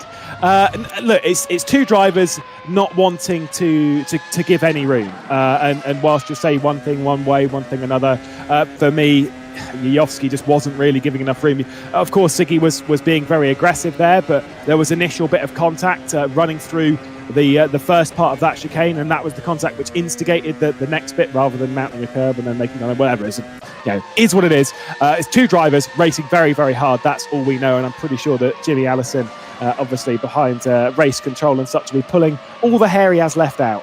As once again, I'll drop that line back in. Yeah, he got some docs, so if he wants to wriggle some hair, there's still an option for him. Poor docs, though, are looking at this race. I mean, that's a proper hard one. Let's see what's happening in the rest of the race, because we're nearly halfway through now. So if we get a second half like the first half, then oh boy. Yeah, I think we're going to get some drama anyway. Let's see how Alex Siebel and Erhan Yovski were going side by side, and this was over at De La Roja, so in a bit too deep, and I think there might have been a bit of a brush as Yovski ran it in too hot, and the Varga Sim Racing driver of Yuri Toman got through, but Alex Siebel losing out quite a bit there as there was contact there on the exit. By the way, as we've been talking about this on replay, in live picture, one driver has made a bit of progress, and that is this driver right here, Marko Pajic, up inside the top five. Well, it's taken him a little while to get to grips with this car. We saw some decent flashes from him so far this season, but he's inside the top five, and for the team's championship, things are swinging very, very nicely over to Mercedes. Definitely. It's looking good, and Marko Pajic getting around Chinchik so quickly definitely pays off for him now. And right behind Kevin Siggy, so there's absolutely no chance for them to have 5 points more than Mercedes, not with Bonahau still being first, but we'll also still wait for the pit stops. So let's see if that changes the order at least a bit, or brings people closer together. Yovski currently in 9th, very long a front runner, but now he isn't anymore. Let's get the replay. That's Pajic against Chinchik into turn 1. Pajic all the way to the inside, basically gone already into the braking zone due to the DRS that he had available. That was quite an easy one. Yeah, it's just a nice, cute little move from Marko Pajic, and now, like you say, up inside the top five as Siggy and Simicic battle it out for the podium, and so does Siebel and Yovski at the back end of the top 10. Siebel is now through on Yovski. Yeah, Yovsky dropping further. I think there's something wrong with his car. While Ibrahim Khan coming in for his pit stop. The Alessandro is also in for BS competition. Nuno Pinto for Fordzilla. So this now opens our pit stop window as we're halfway through now.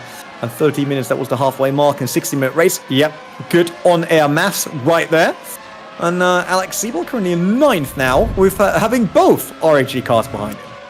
Yeah, well, we'll see once again how Siebel and got through on Yovsky. A bit of a dive down the inside at the first corner, but then at the second one, it was actually quite close for Yovsky coming through, but did not happen. Back to the battle for third as Simoncic is hanging on to the podium, but Siggy's there. I mean, at the moment, is that Nuno Pinto getting a penalty for, I'm assuming, speeding in pit lane? We'll need to double check. That might well just be track limits, although he has just left the pit lane, so makes a lot more sense for it to be speeding, which is very, very unfortunate indeed.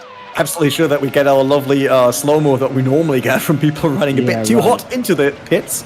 Obviously, a copy written and trademarked by Ruben Correa Alves.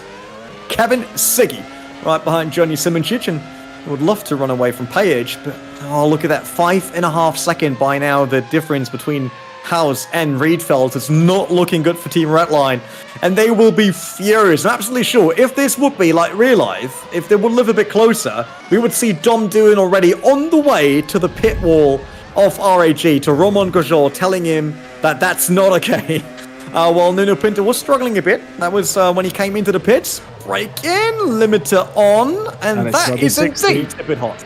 Yeah, just 12k over. It's got to be down at 60. Of course, typically with pit lanes and such, we normally aim for 80, but around here at the Autodromo Internazionale di Monza, it is 60 kilometers an hour in the pit lane, 37 miles an hour if you want to speak in old money. But unfortunately, so a little bit too deep. Risto Capit fell foul of that, of course. So did Yuri Kasdorp, and along with quite a few others at Lock Drummond in GT Pro last round, and unfortunately threw quite a lot into the mix as Jone Simoncic has bailed from the race circuit into the pit lane. Joining him down is Jeffrey Rietveld and our race leader, Bunner House, who we just passed there. Saw contact in the pit lane in the Virtual Le Mans series. Hopefully we won't see any contact and unsafe releases this time by, as we were riding on board there with the Rocket Sim Sports driver, I believe, of Ibrahim Khan, the Amfon de Hyder, all that lot. They've all been into the pit lane. Pit lane's a busy point. We're over halfway through the race, so it makes sense that it's busy. Yeah, everyone grabbing a fresh set of tyres, as they obviously have to change compounds in this series, not getting away with just one. And Yovsky now on the way out. He probably got rid of all the damage, I would say. Obviously, Rocket Sim Sport cars in the train. Or less than Van der Heide leading Ibrahim Khan into a new lap. 26 minutes still on the clock, and Kevin Siggy is the current leader, but that obviously happened due to Bonner House having done his pit stop already. Yeah, absolutely. Of course. Wait. Oh no, I just wanted to ask if it's still possible to run without a pit stop, but we've got the new rule set, so obviously you have to get a new set of tyres. Yes, you have to change compound of tyre, of course. We have to run from the softs onto the mediums, or mediums onto the softs, or throw a hard set of tyres. I don't think we'll see those in. But of course, the other thing is that it's all about fuel mileage. The two Rocket Sim Sports drivers switch positions, and Ibrahim Khan retakes his position ahead of Jan van der Heide. There is also refueling. Casper Stoltz just right in the middle of the road there as Payet, Hoyer and Siebel enter the pit lane. The pit stops are fairly long here because of obviously refueling and such. So if you've been able to save a little bit of fuel, it does mean that you've got a gain in the pit lane sequence. Now, I wonder if Kevin Siggy also went in while we get Manuel Biancolila in. What was that? Not in. Yeah, I don't really know. What was Biancolila doing there? I think there was an issue with his either connection or steering wheel, because that looked really weird. But yeah, let's see. So Payage out of the pit, slotting in behind Simoncic, and behind that is Cinchik, as Hoyer had to. Hoyer nearly took down Cinchik. That would have been very interesting here after the pit stops. Then it's Jordan in second. Kevin Siggy still leading, so they're the only ones that didn't all pit yet. But Bonnerhausen third already. But how big is the gap? Is there any chance for Kevin Siggy to actually have a good lap now and get a bit closer? 28.7 seconds. That is not enough. No. Oh, wow. He did it. He did it as well. Good lad. That was close. I will say his goal is not to obviously get ahead of Bonnehaus, as Dennis Jordan will continue out on the racetrack. So Red Bull Racing Esports take the lead. Siggy's goal is to get ahead of the of his countryman, ahead of Jerne Simicic, as he's into the box. He's up on the jacks. He's getting ready to lead. Bonnehaus will retake what will be second position, although actually it's going to be pretty tight. Obviously, I think Bonnehaus will have quite a severe advantage here, as Siggy's still rolling down at pit lane speed. Jeffrey Rietveld's going to pass, but will Jerne Simicic? I don't think he will. There's Simicic at the back of shot. It's going to be closed down into turn one, because Simicic is closing close to 350 kilometers an hour, but two Team Redline drivers seem to be marching their way onto the podium here at Monza.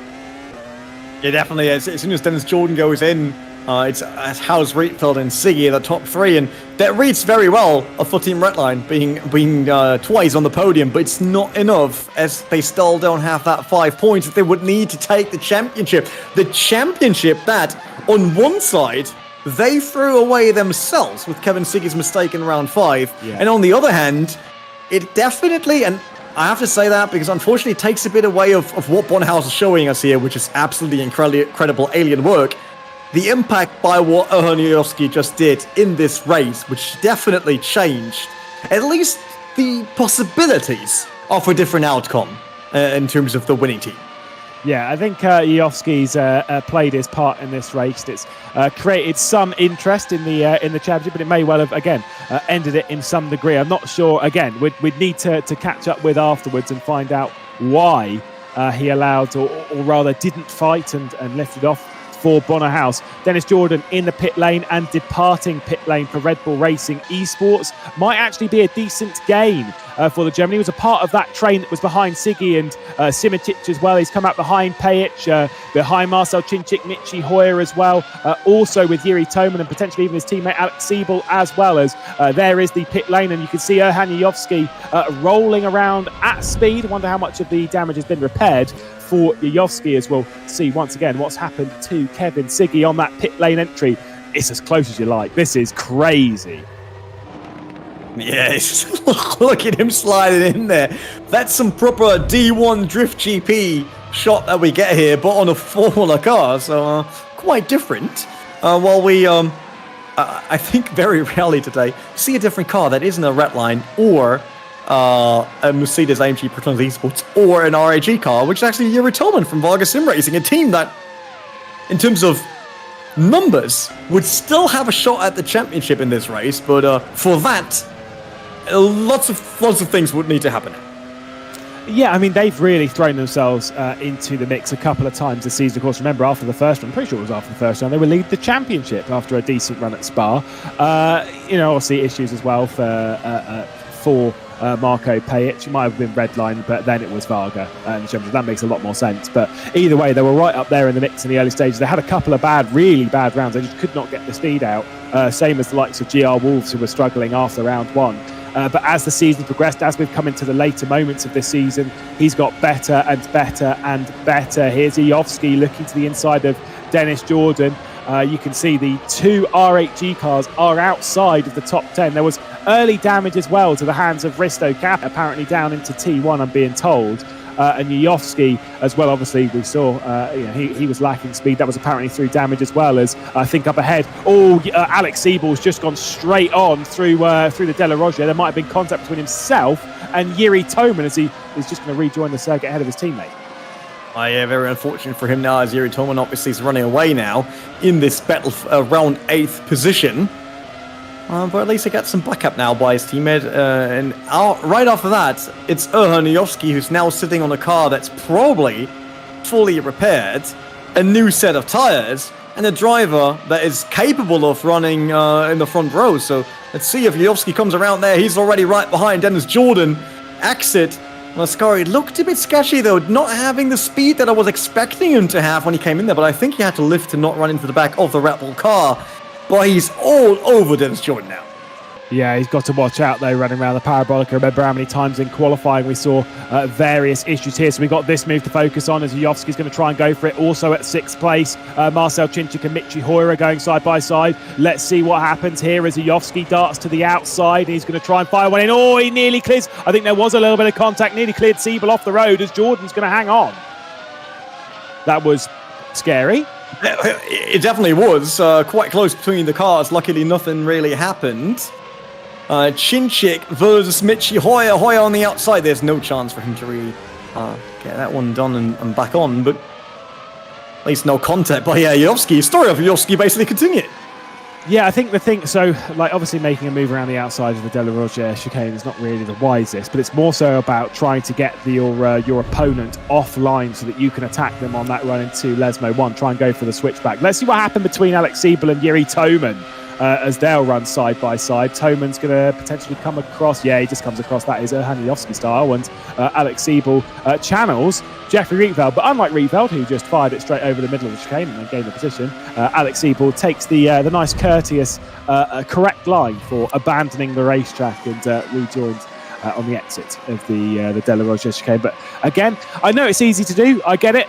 These cars are quite wide, and it's my track position, which I think is a load of rubbish, if I'm perfectly honest. But that squeeze down into De La Roger, we see it time and time again. We see it all of the time, everywhere in motorsport, be it in open wheelers like this, in touring cars, in GTs, whatever it is. There's always that squeeze, and like I say, one day it's going to end in an enormous crash, as we'll see once again Erhan Zajowski trying to make that one stick around the outside. Oh, it was close. Yeah, it was really close. There was absolutely nothing between Zajowski and I think that was Alex Siebel. Yeah, Dennis Jordan was the second Red Bull car that got around there in the end.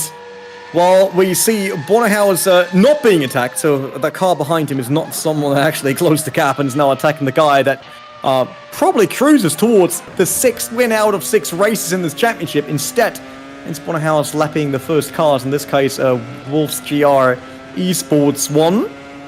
And Bonnehaus looking as good as ever. This guy is absolutely incredible. Yeah, there's a reason he's Mr. 5-time, and by 5-time we mean a 5-time Formula Sim Racing World Champion. Is a little bit wide as the 2 BS competition cars will battle it out. I mean, there's so many accolades that you can throw the way of Bonnehaus. There's not many things that he's entered that he hasn't at least contended for. Remember back to the Vegas E-race on for Formula E on rFactor 2. Won that. Plenty of other things that you can again label him as a champion of. And like I say, it looks like it's just another thing to throw into that enormous. Probably he's quite bored of this now. So there's another thing to throw in there. Yeah, whatever. Another thing, cool. Oh, look at that dive though from Ibrahim Khan down the inside of Risto Capit. There was a proper throw as Capit was trying not to overtake his teammate. There was contact between Capit and Khan, and the two depart way behind Erhan Zajowski. Yeah, let's see how that one plays out. Ibrahim Khan now against Risto Capit. It's a bit far to dive in there. Not that we never saw people trying, but Ibrahim Khan smart enough to not do that this time. Although he shows himself quite often here in the rearview mirror of Risto Capit, the second RAG car, as we approach the last 15 minutes. Well, we'll see on the replay with Erhan Zajowski. So big over the curb here at Ascari. There he is, losing the rear slightly. Whoa, that was so close to the barrier. That could have been a much, much bigger crash from Erhan Zajowski. That is about as close as you like. I saw him having a bit of a moment a short while ago running through it, clipping the final curb quite heavily on the exit of Ascari. And that one's a much scarier moment. But that just shows, once again, Renee, how much of a limit these drivers are on. They are about as far across as you can get. Yeah, it's quite lucky there with not really getting the impact into the wall. Very lucky for him. Obviously, Michi Hoyer and Marcel Cinczyk. I absolutely love this rear wing camera onto the car approaching. Cinczyk, who's having a great race here in Monza, really showcasing his skill and true pace. With Michi Hoyer being another driver, I would say, he was the first GT Challenge champion. Had great seasons in GT Pro as well, while Yuri Toman and Alex Siebel once again side by side. The two Red Bull cars really trying to find a way around Varga Sim Racing. But what I wanted to say about Hoyer is he's doing a good job wherever they sent him. Hoyer is really, really strong across nearly all the different championships. What we see and what happened to Erniowski previously, and Risto Capit coming a bit closer. That was. I think Erniowski was already scared. That could have ended his race. That could really have ended his race. By the way, when we were seeing Siebel and Toman, Siebel cut the chicane, but I think it was of his own volition rather than being squeezed off by Yuri Toman. Back on board with Ibrahim Khan, and we'll see how close Khan and Capit get down to turn one. Or no, we won't. We'll use the big start-finish straight as a takeoff strip. There we go. Little bit of contact, a little bit further contact, and on the exit you can see bye-bye Yuyovski. That was two drivers just pushing it to the limit. Here goes Siebel then. He's made the position stick finally on Yuri Toman. So Alex Siebel now up into 8th position as Yuri Toman is deposed 1. Will he get dropped by another Red Bull Racing esports driver as Ibrahim Khan has finally made that position happen on Risto Capit? Why is it always with racing that they'll struggle to get through, and then suddenly everyone makes the move? It always takes a while to break a driver, I got the feeling. And we see Siebel doing an amazing manoeuvre into turn 1, really smooth, look at that. And Toman slotted in right behind, so everyone played along, I would say. While we see Yuyovski now approaching Dennis Jordan, becoming part of this four-way battle that we have here. If he wants to get within the top 10, then that's his chance. And if he wants to get back to the top 5, I think that's kind of out of reach by now. It would have to be the most mammoth of mammoth drives from now. It's 10 I mean, if there's a driver... Yeah, absolutely. I don't doubt. I would say who can do it, then it's probably also Erniowski, so why not? We'll love to see that comeback. Yeah, there's only 3 or 4 drivers that you can put into that camp. Yuyovski, House, Kevin Siggy I'd actually put in that one, and maybe even me, probably, right? Well, we've got to level ourselves here, but we do know that we're in this comedy booth because we're the greatest drivers on this planet. Yes. We'll see Dennis Jordan leave the corner. He was close to Toman, though.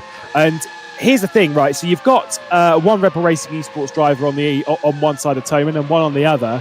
Is there anything that Siebel can do here to assist Dennis Jordan to make this move? I think there always is a chance if the car in between is actually quicker than the leading car. Because as soon as we saw that basically when Rietveld ran into Erniowski, right? It's like as soon as you get into a fight, you will actually become slower, right? Especially if that's a teammate, because they can basically decide where to go and where they will slow down the line, inside or outside. And that gives a chance to the third driver to actually get around and use more momentum to make a pass. So yeah, for that, Yuri Toman would need to be in attack distance and actually have the pace now to attack Alex Siebel. And then I would say, yep, that could be an easy one for Dennis Jordan.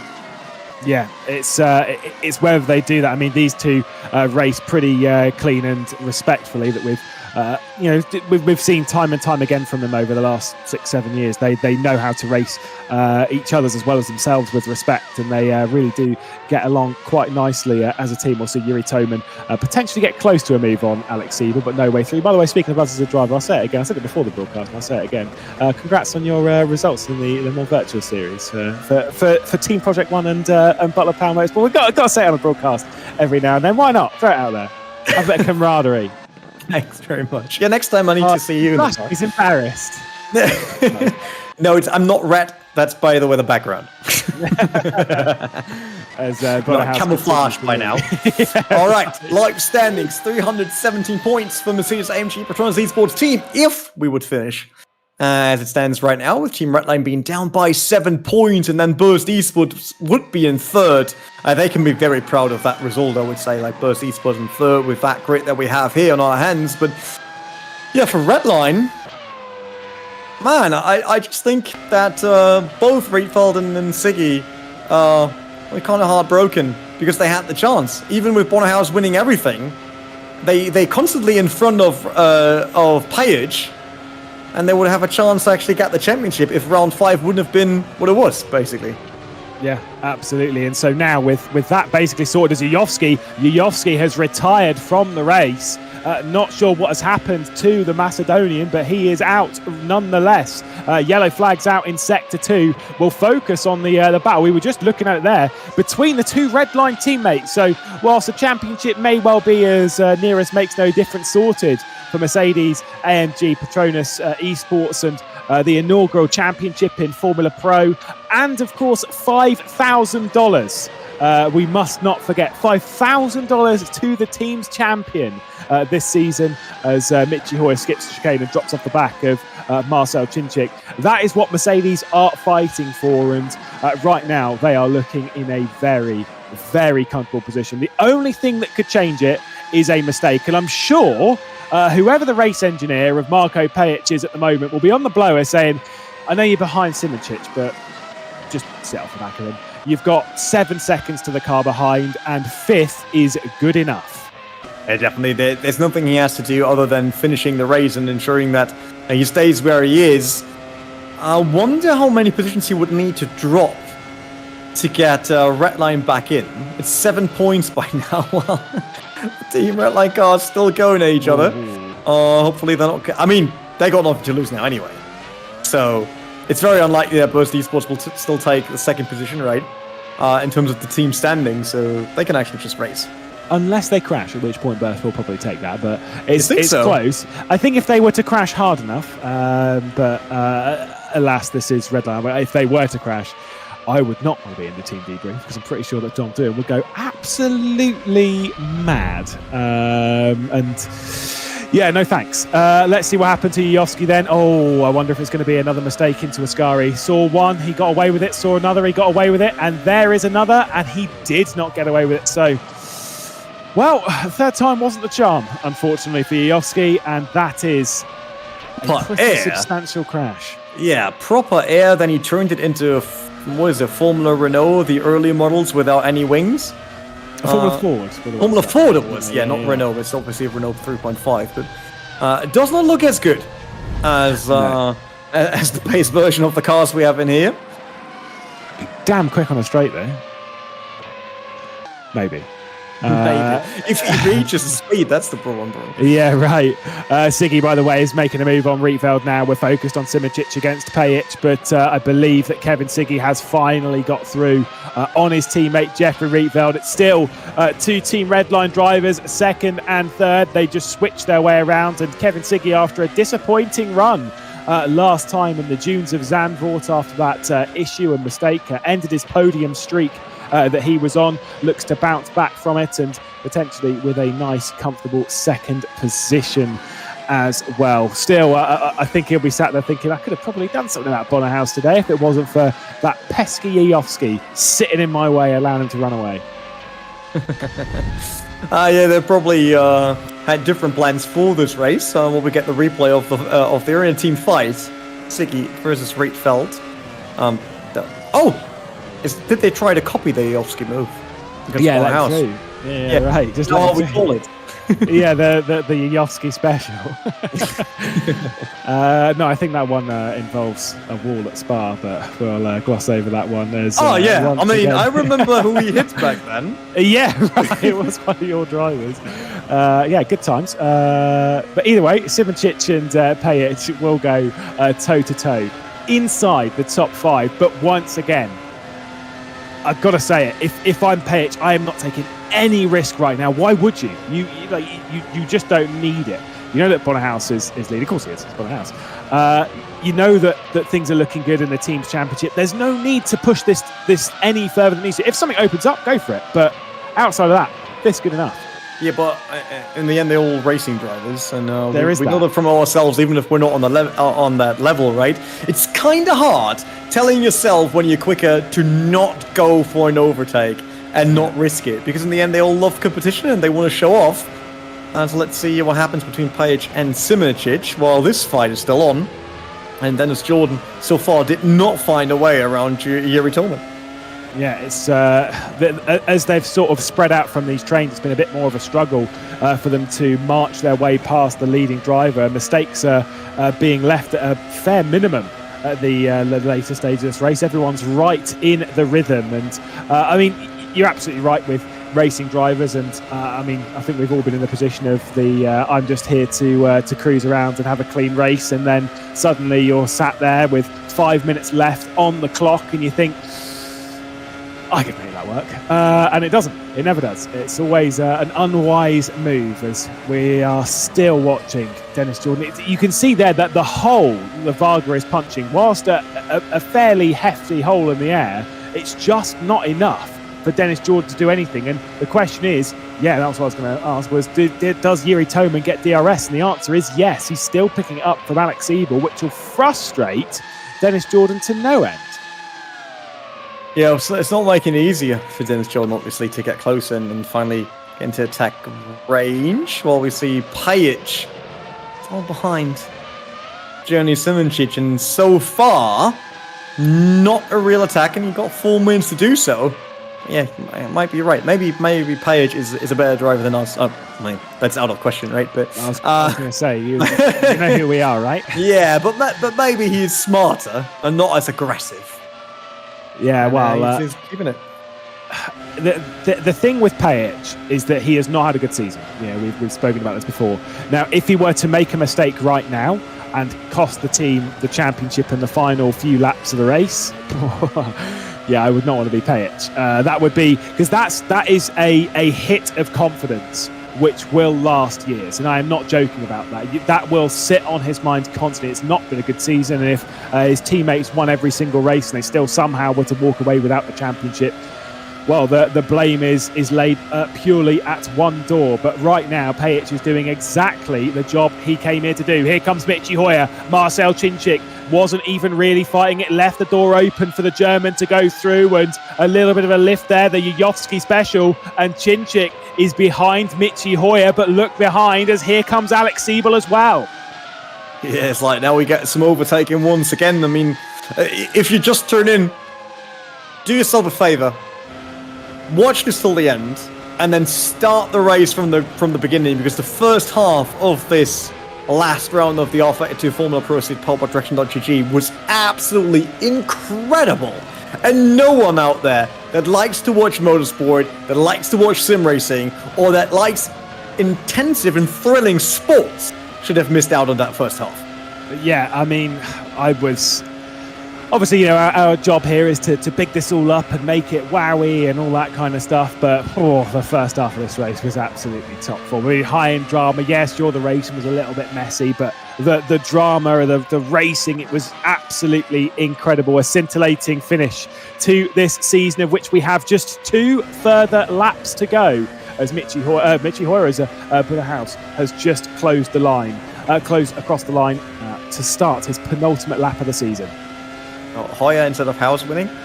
That's why, I mean, someone's hungry. I'm sure Hoyer is as well, but no, I didn't mean Bonner House. Yeah. I'm with it. Yeah, it's like we're so used to by now. I mean, we have to say that once again. Bonner House is about to win every single race of this pro competition, and that's not because the rest of the grid is just amateurs. Bonner House stepped into it and was like, you know what?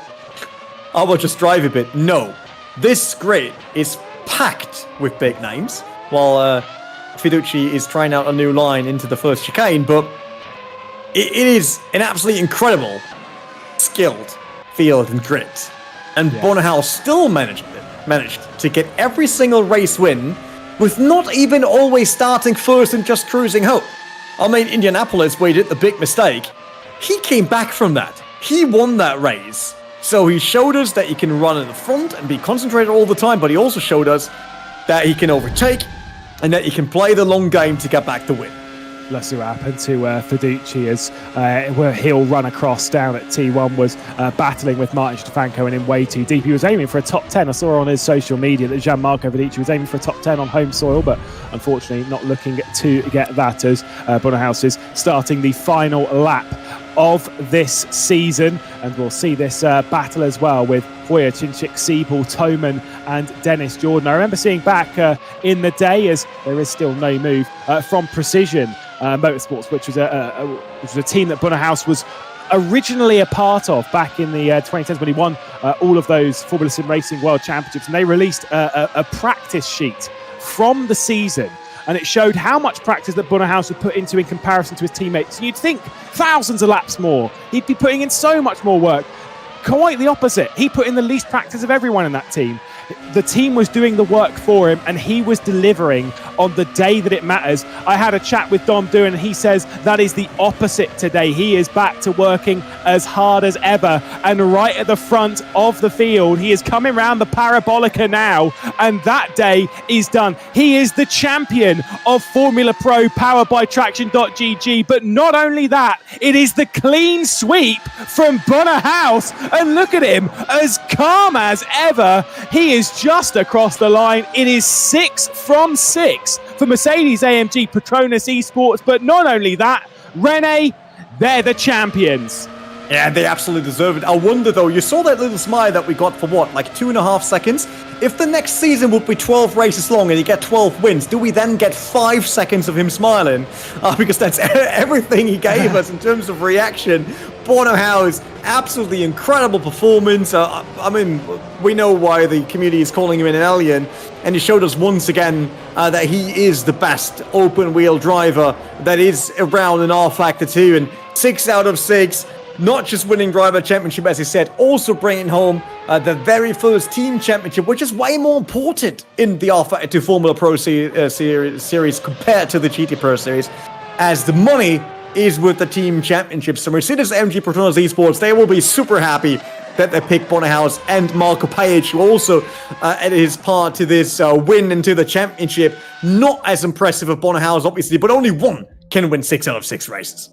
Yeah, absolutely sensational. There they are, Mercedes-AMG Petronas Esports, our series champions in the inaugural season of the rFactor 2 Formula Pro season, powered by Traction.gg. $5,000 will go their way, and to be honest, it is very, very well deserved. I'm sure that Redline will be somehow disappointed with $3,000, but let's be honest, that's still a pretty hefty price tag to leave the season with. Plenty of prize money going out to all of the teams. Thousands of dollars in prize money. $25,000 was the prize pool of the season itself, and I've enjoyed that season from start to finish, but what a way to end. What a race to end it on. I was concerned when we had Monza as the season finale. We know what this circuit's like, but boy, did it deliver. It delivered us our 6th victory for Bonnehaus. Jeffrey Rietveld and Kevin Siggy get 2 Team Redline teams onto the podium. Jerne Simoncic in 4th. Marco Pajic doing good enough for 5th position and securing the team's championship for Mercedes-AMG Petronas Esports. Mitchie Hoyer in 6th position. Marcel Chinchik, Alex Siebel, Yuri Toman and Dennis Jordan rounding out the top 10. Behind that, it would be Ibrahim Khan and again, a tight fight just outside of the top 10. No points up there for Erhan Iovski after a day that he fought so hard. Rene, he was leading at one point off of the start line, but the day just wasn't good enough. Ibrahim Khan, Jan van der Heide, Risto Capit and Stefanko down there. I mean, shoulda, woulda, coulda, but let's be honest, Iovski's start to that race potentially even made it. Yeah, I mean, he definitely made sure that this Monza race will have a very lengthy highlight video, that's for sure. Absolutely on point when it comes to that. And by the way, since we got this little video of the Mercedes-AMG Petronas Esports car, I now know why it's so empty. Because they already planned for all the stars. There's 1 star for every race win, and then a bigger star in the middle for every championship win. So they can now basically decorate the car in the next roughly 4 seasons, I would say. And then it looks good. Oh, look, I now became the rFactor 2 UI. By the way, that's what I'm doing as a side job. I'm normally the UI. Better. Yeah, please don't email me about any problems with it. Can't help out there. But no, it's like the first season, I think it's fair to say there was an absolute success. I know there had a bit of debate about this being kind of a fantasy car, right? It's a modern shape, made to an older engine. But it's sim racing. We can do whatever. And in terms of racing, entertainment, and the thrilling moments we had, I think you can absolutely say nothing against it. And I'm more than happy that we now have these 2 big Pro Series championships. look, this is the joy of sim racing, is that we have the chance to experiment with the what could be, what could have been. And the idea of mounting a classic V10 engine, 800 brake horsepower to a modern, or even, of course, in this case, a futuristic styled chassis. I mean, it's a recipe for success, and I feel that's what we've had this season. Yes, there is, the major outlier this season that you might well think it's been boring, which is Bonnehaus winning every single race, but it's been far from it. It's been exciting from start to finish. Every race is delivered in its own way, and once again, we look forward to the future. Of course, I know we've got Formula Challenge coming up. We've got the ends of GT Pro and GT Challenge as well on the horizon. But I'm sat here thinking, I really want Season 2 to start, because it's only just beginning this series. Definitely. I'm pretty sure that we'll see Season 2, and that means we're actually closing out Season 1 now with our very first big champion. That is Bonnehaus as the driver champion, and the Mercedes-AMG Petronas esports team Paige on Bonnehaus winning it there as well. You said it already, 5,000 euros going their way for the very first title. And the title is still open and up for grabs on the other side of racing, though, with the rFactor 2 GT Pro Series powered by Traction.gg. That will be around next Monday. On Friday, by the way, you can also see the rFactor 2 Formula Challenge Series. So still plenty of racing to come. Nothing to be worried about. So I'm absolutely sure that the studio soon will announce what's happening with Season 2, as we got the final standings here between the teams. So 7 points at the end between Team Redline and the Mercedes-AMG Petronas esports team. Fair to say. And when you set that storyline of Bonnehaus winning all the time, I think that's not fair for the championship. Although that's a big storyline, winning 6 out of 6. Saying it was about Bonnehaus winning every race is kind of like saying the last race in Russia was about Hamilton winning. Because it was more about the heartbreaking moment that we saw for another driver, right? And I think that's similar to what we saw here in the championship. Like, there's the big storyline of Bonnehaus doing an absolutely incredible job, but there have been so many heartbreaking moments, thrilling moments, and other storylines that we were able to follow throughout the seasons that are worth the time for everyone to watch or get into. So I hope if you're out there, if you want to take part, obviously Season 2 is coming around. You can take part either being in Formula Challenge or Formula Pro, and then get involved, get rFactor 2 and the right content. It's all on the website, what you need for the series, and then give it a go. And you might end up with this cool storyline yourself, and with Lewis McLeod knowing all the facts about you. So before that, Google yourself. Make sure that everything you want to be out of the way is out of the way, because Lewis will find it. I will. I do search up everything about everyone. Unfortunately, I've even got books behind me in this closet behind. So you be careful. Realistically speaking, though, what this means is that going into next season, I mean, I brought up how hungry everyone else was to take that win, to try and stop the charge of Bonnehaus. Now that will just move on to next season, because you want to be that first driver to dethrone a driver of that stature. And let's be honest, it is possible. Whilst he's been near perfect this season, emphasis on the near. It hasn't been 100% all the way through. Indianapolis and even the race start here at Monza have opened the door for someone else to slip through. And there's plenty of big names in sim racing that may we'll hope to see on the grid at some point. And let's be honest, if this championship gets any more competitive, well, I'll be more glad that I don't race anymore. Much better out there. Then we have to do ghost racing so they can all be in the same spot. Yeah, basically, right. as there's no chance to get them behind each other. But we're done. Thank you, Lewis McLeod, for joining throughout the season. I absolutely enjoyed doing the commentary with you, and I hope everyone out there is as happy about all of this as we are. And then nothing else to say other than check out the Formula Challenge Series on Friday.